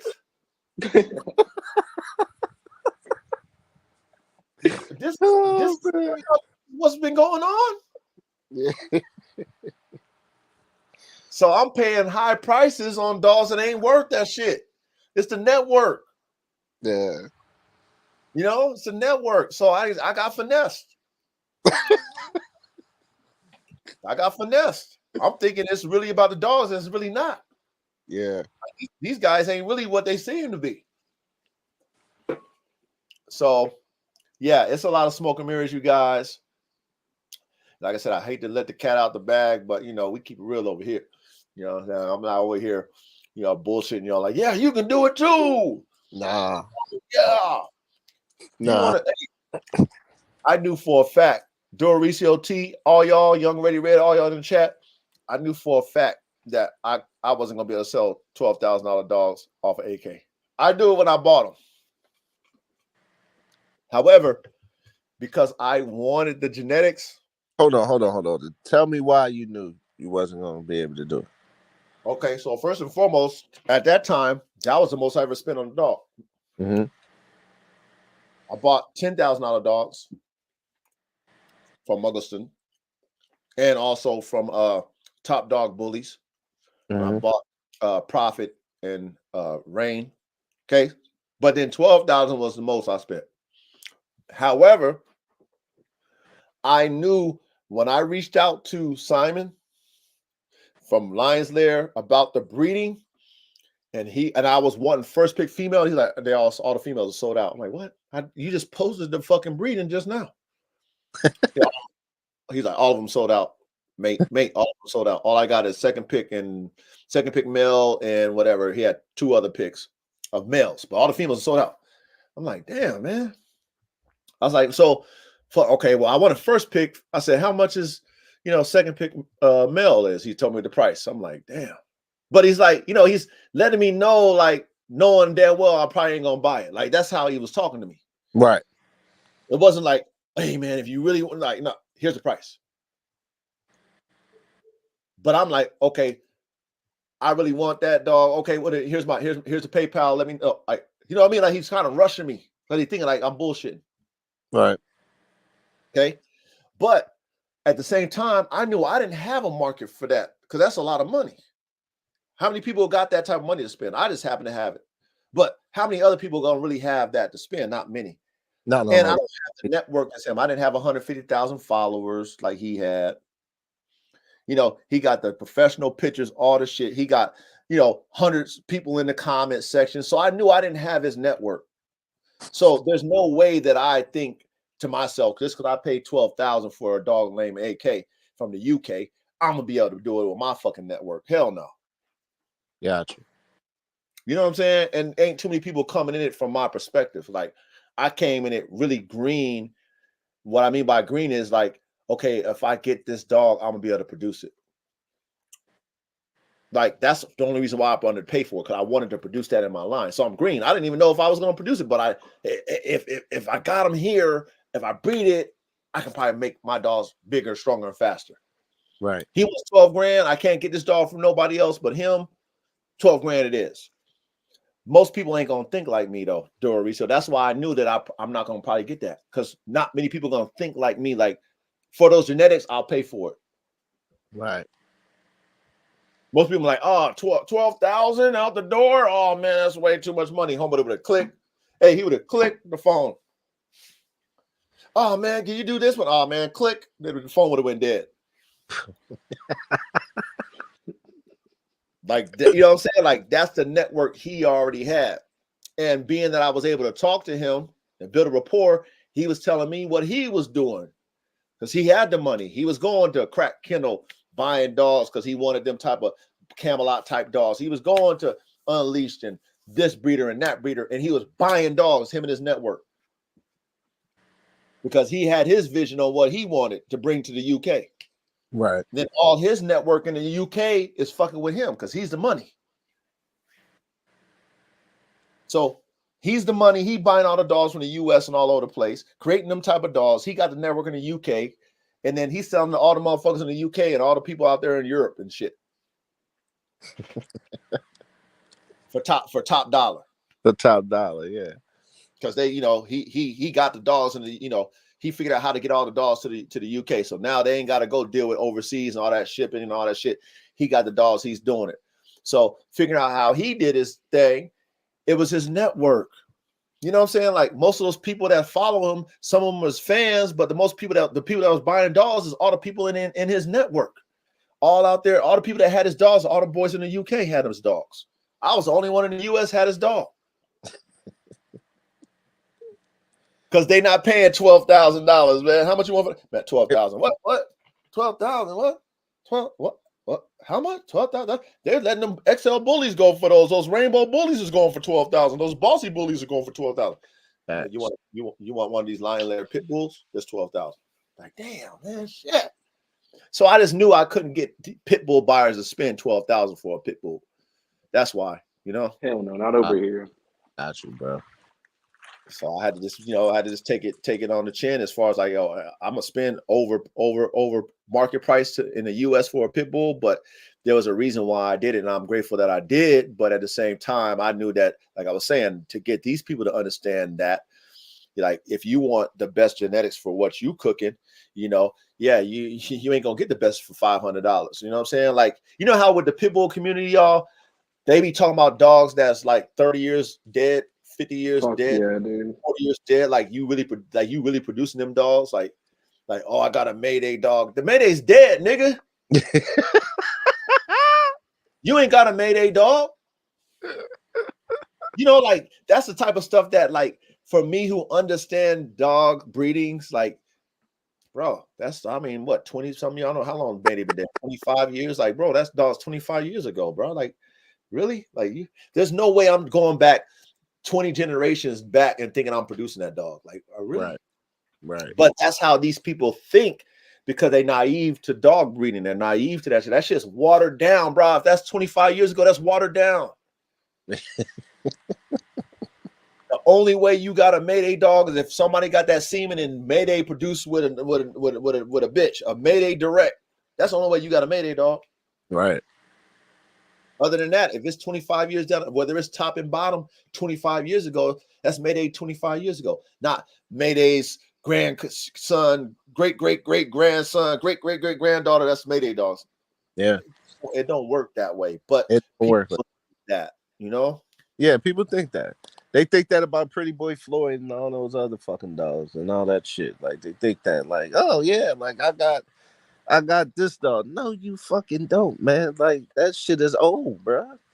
It's That shit old, man. like 100 fucking generations back, bro. Right, It don't right, count at that point. It don't count. No, don't count. right, right. So I have common sense again, dog common sense, and I understand that that doesn't play like that. It sounds good, but it don't play like that unless that person has Mayday or Red Boy Jocko semen directly off his dick, directly out of his dick from his balls, in one of those little freezer little hydrogen tanks. They take it out, they thaw it out. Hey, this is Mayday's DNA straight from his dick in balls. Breed it. That's a Mayday dog. You know what I'm saying? That's a Yeah. red boy dog. That's whatever. So they don't understand that, but I do. And that's why I would pay for the genetics that I pay for. And then I understand that if I cook it up to these people who don't really understand genetics to begin with, I'm like, man, I need 12 bands for this, y'all. There's no way y'all can't even get this because I was the only one from America to buy this DNA, and I'm the only one with it in the United States. So I need $12,000, man. I'm like 12,000, man. All I got is $500, man. Right. They're gonna be like, "Does it have Mayday in it?" Yeah, this is what it's gonna be like, man. So, like I said, yeah, and I was naive too, man, because I was thinking I was going, I'm reinventing the wheel. I'm building something bigger, stronger, and faster. So, I need 4,000. You know what I'm saying? And I did sell a couple of them for that, but at the end of the day, you know what I mean. The average price was about 3,000 at the end of the day, 3 to 2,500 at the end of the day. You know what I'm Yeah. saying? And that's the max of the market type shit. So yeah, I had a rude awakening. Like, bro, this is a different market, man. You know what I mean? You wish. I got you. But that's Yeah, crazy though, man. I wouldn't, honestly, I wouldn't think that because, like, like pit bulls, man, they got like such a big fucking following and shit. Like, I would think that, like me, man, I'm intrigued by that boy. So, like me, like, I'm just like, damn, bro, like, you know what I'm saying? Like, that motherfucker's crazy. Like, just thinking about like how big he is and having like being that big and having that athleticism to do what he does is just fucking that's why he's a freak of nature. Like, you know what I'm saying? And it's like it's one of those things, it's like, man, like why nobody jumping on that? Cause I feel like that type of dog could be the new fucking wave for the pit bull. Fuck that Well, old shit. you gotta think about it, man. Like pit bulls today aren't doing what they did back in the 40s, 50s. right. So nowadays everybody's obsessed with some dumb shit instead of the performance aspect of the pit bull. Yeah, the pedigree. They obsessed with the pedigree. T.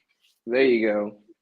Yeah, they're not really thinking like, yo, can this dog can jump 6 feet tall from a fucking standstill, just straight up vertical. They're not thinking about, this dog can bite through a person's arm, just clean straight off. They're like the coach said, they're just too busy worried about the pedigree. That's stupid.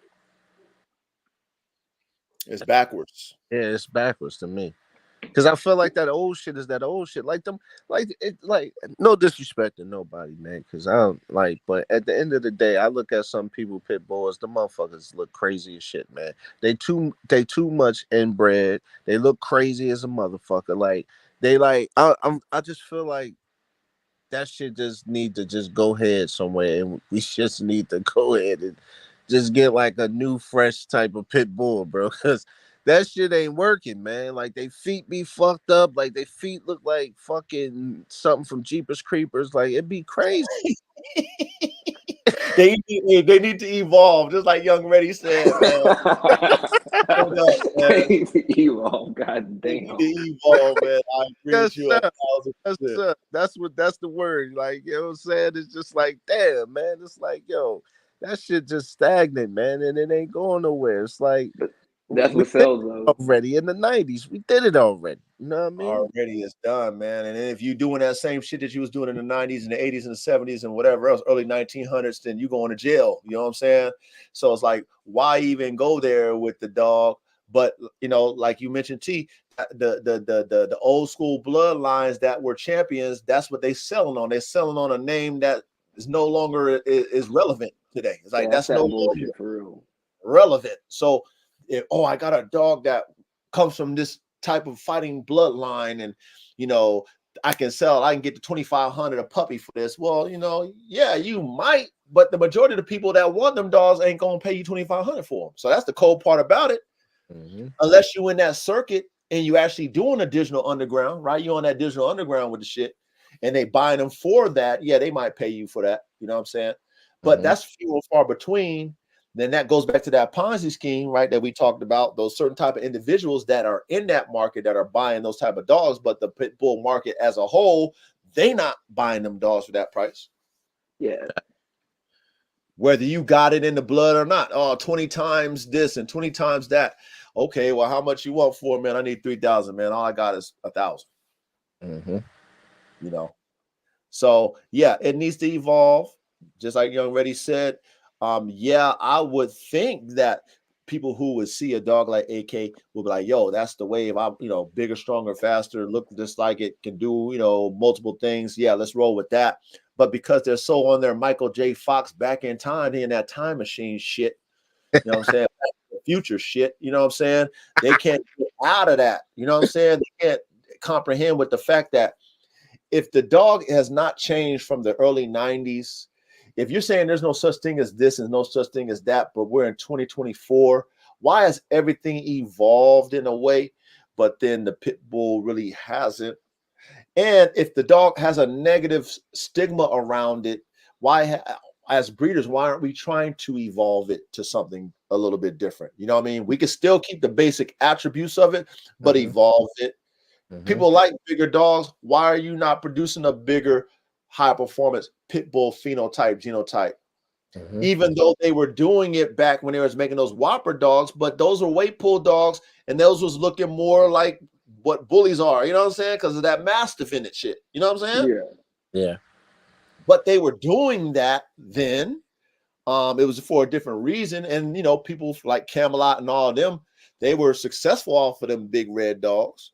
Mm-hmm. Because people wanted something different. But even still, now they even have homeboy, what's his name, Kenny from Camelot. That guy's a fucking man.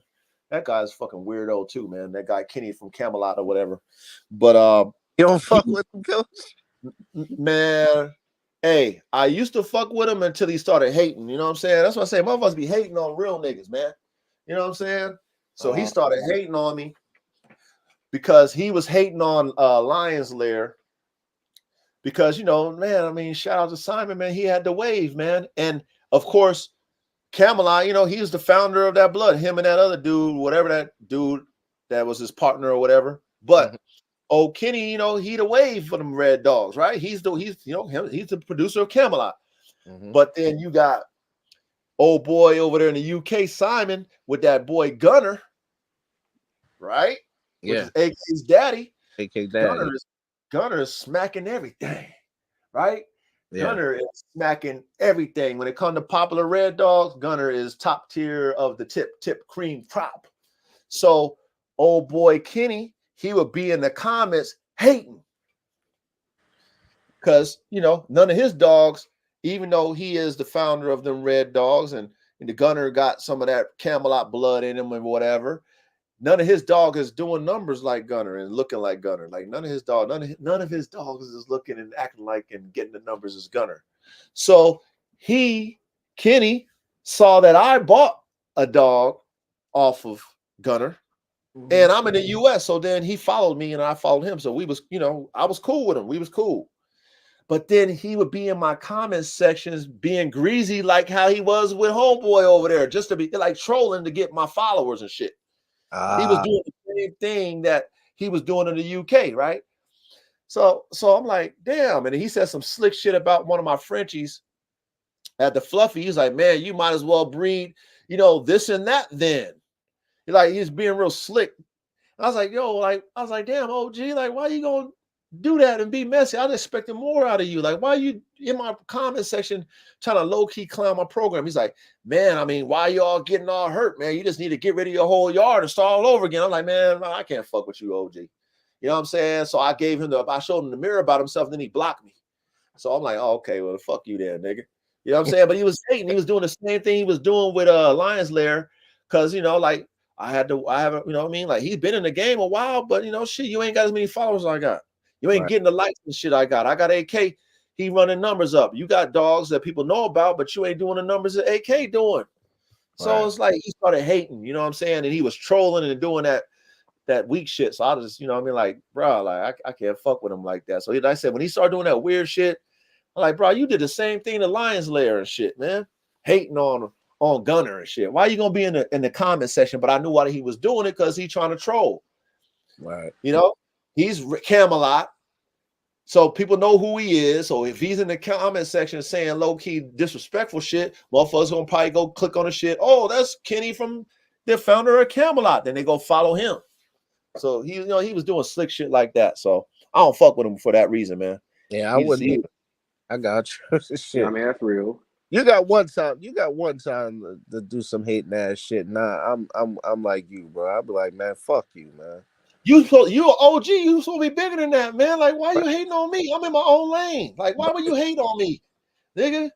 Right. Like, but that's what he do. Like, some people, and he's one of them. Like, just because you did something and you created your own lane, you and your partner, and y'all were successful, anybody who's doing something else other than what you doing, they ain't doing it right. But then you did what you wanted to do, though, huh? You know what I'm saying? Mm-hmm. You mad at or you hating on Lions Lair because his red dog is smacking everything you got. Anything you ever produced in the past and anything that you ever got, now that dog Gunner is smacking your shit. And you didn't produce it. A nigga produced it. Right. So you really mad. You mad because it didn't come from you and a black man produced it. And the white man bought it from the black man, and he made that shit more famous than what the black man could ever do. Mm-hmm. But you're mad because it didn't come from you. So being that it didn't come from you, but it has some of your blood in it, you go in the comment section and you start trolling. What's crazy though, man? Like, I be encountering some shit like that. Like, me, man. I show mad love to people, man. Now I remember I ain't even gonna say the sucker name, bro, but I know I was commenting on the nigga. He had a litter of puppies, and I was like, yo, man, like, I like your puppies. Like, is that a chocolate try? He was like, yeah. Nigga jumped in my DM and shit. And I told him, I said, nah, man, I'm not in the market for no puppy. Like, the next puppies I get right now be from my own productions. And then I want to, get something, outside, and then, keep make that with one of the puppies that I produce. So this nigga, he deleted my comments and shit on some tender dick shit. Like, oh, you know what I'm saying? Like, oh, I don't want nobody to follow you and shit. Cause I was like, no, I'm my own dog, man. But I'm just trying to network with people, just to, what I'm saying. He fucking deleted my comments. Like, this whole ass nigga. Like, yo, like, it be so many weird hating ass niggas, man, that it just be like, yo, you be like, yo, you won't even. They be bored as shit though, and they be mad as hell in their personal life. Like, they wife be ugly, so they be mad. That's true. That's true, and it's unnecessary. You know what I mean? It's like, come on, it's unnecessary, but that's how people be. It's like there's no friendly competition anymore. Right. Mm-hmm. They're sore losers in a sense, and it's like, instead of saluting you or, hey man, I appreciate you, you commenting on my stuff. The fact that you wasn't trying to buy his shit, he got it, like you said, he got tender dick. You know what I'm saying? Yep. And it's like, why I need to actually buy something from you to give you show you some love and show you some respect. You know what I mean? Like, I'm just giving you props on your dollars. I wasn't trying to buy nothing. If I was trying to buy something, I would have told you, like, hey man, is that for sale? Right. Yeah, exactly. But but this internet, man, and watch as y'all grow, as I've been growing on this shit, it's just gonna get worse. I know. You know, hey, even Eddie from Blue Line, that nigga said some slick shit, and I had to get into his DMs and tell him about himself, and then he corrected himself when I showed him the mirror. You know what I'm saying? So he didn't do what he didn't do what fucking Kenny did over there at Camelot. You know what I mean? That nigga just blocked me when I showed him the mirror, but I showed Eddie from Blue Line the mirror about himself, and then I showed him the dog because first of all he was trying to tell me that my boy Goat and Prophet wasn't no double XLs, and he said some slick shit. You know what I'm saying? You know, because that's what he do. He trolls too. Eddie be trolling like a motherfucker. You familiar with Eddie from Blue Line? Yeah. Okay. So he said some slick shit about Goat not being this and that and the third, like Goat not weighing, like being a double XL and all that stuff. And that's when I had Goat fucking at his top tier shape, had him all ripped up and all that shit. Mm-hmm. I was like, you know, I got into his DM, like, I was like, OG, you know what I'm saying? Like, I got a lot of respect for you, OG, but at the same time, you know, you saying, you know, you trying to downplay my dog like he ain't really what he is. And I was like, bro, I'll show you some pictures. As a matter of fact, I sent him some pictures of Goat and Prophet when I used to let them niggas free eat off. I used to fill them big ass bowls up. That's before I started doing my portion feeding. I used to fill these big ass dog bowls up, fill it up, and I just fill up for both of them. They had 2 bowls. It would take them probably like 2 days to eat it, or sometimes they'll eat it in a day. But I had them the biggest I ever had them, right? I said, Right. at this point, look at these motherfuckers. These motherfuckers about 170, 175. Big boys. I said, so for you to tell me my dog ain't what it is, how you gonna tell me that when my dogs was looking like that? So then he corrected himself. He was like, oh man, my bad, homie. You know what I'm saying? Okay, yep, we good. And then, you know, we became friends and he followed me or whatever. But, you know, he did that shit too. But I corrected him and he accepted his correction. Right. Kenny, and I respect that. Yeah, and I respected him for doing that because, you know, he could have been like, nah, fuck you, nigga, your dog ain't shit. But, he, you know, you claim you this type of dog, man. You got these type of dogs. It's like, you know, you got big dogs, Eddie, but, man, my boy Prophet and shit is bigger than your shit, nigga. You call yours double XL pit bulls. Right. My boy Prophet is bigger than your shit. But you trying to tell me I ain't got double XL. So, of course, you know, seeing is believing. So he would look kind of stupid if he was like, oh, no. So he corrected himself. But then, you know, we became cool after that. You know what I'm saying? He showed me love, etc. But this is what these guys do. Like, Eddie do that. I don't know why he do it. Like, Eddie, why you gotta troll niggas, man? You know what I'm saying? To each their own. But to me, if you already established, you don't gotta do that. To me. I think it's the craziest shit when people are like telling you what you don't have on your yard. Yeah, Like, right. nigga, you are not at my fucking house. What are you talking about? See, they stay doing that, man. You know what I'm saying? They'll tell you everything about your dog, and they ain't never seen your dog not one time in their life. Yeah, no, I was selling bullies. I was just breeding standards because that's the look I like.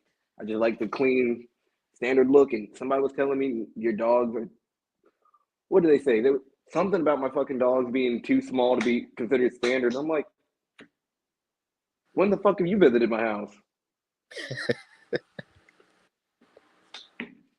I'm like, shit, I didn't fucking realize I had guests. What the hell are we talking about?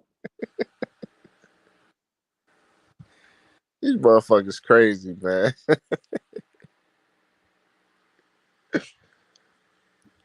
These motherfuckers crazy. Man, it's horrible how it is, man. But this is the dog game. This is how it is. This is what you gotta watch out for. You know what I'm saying? And you know, shit. It is what it is.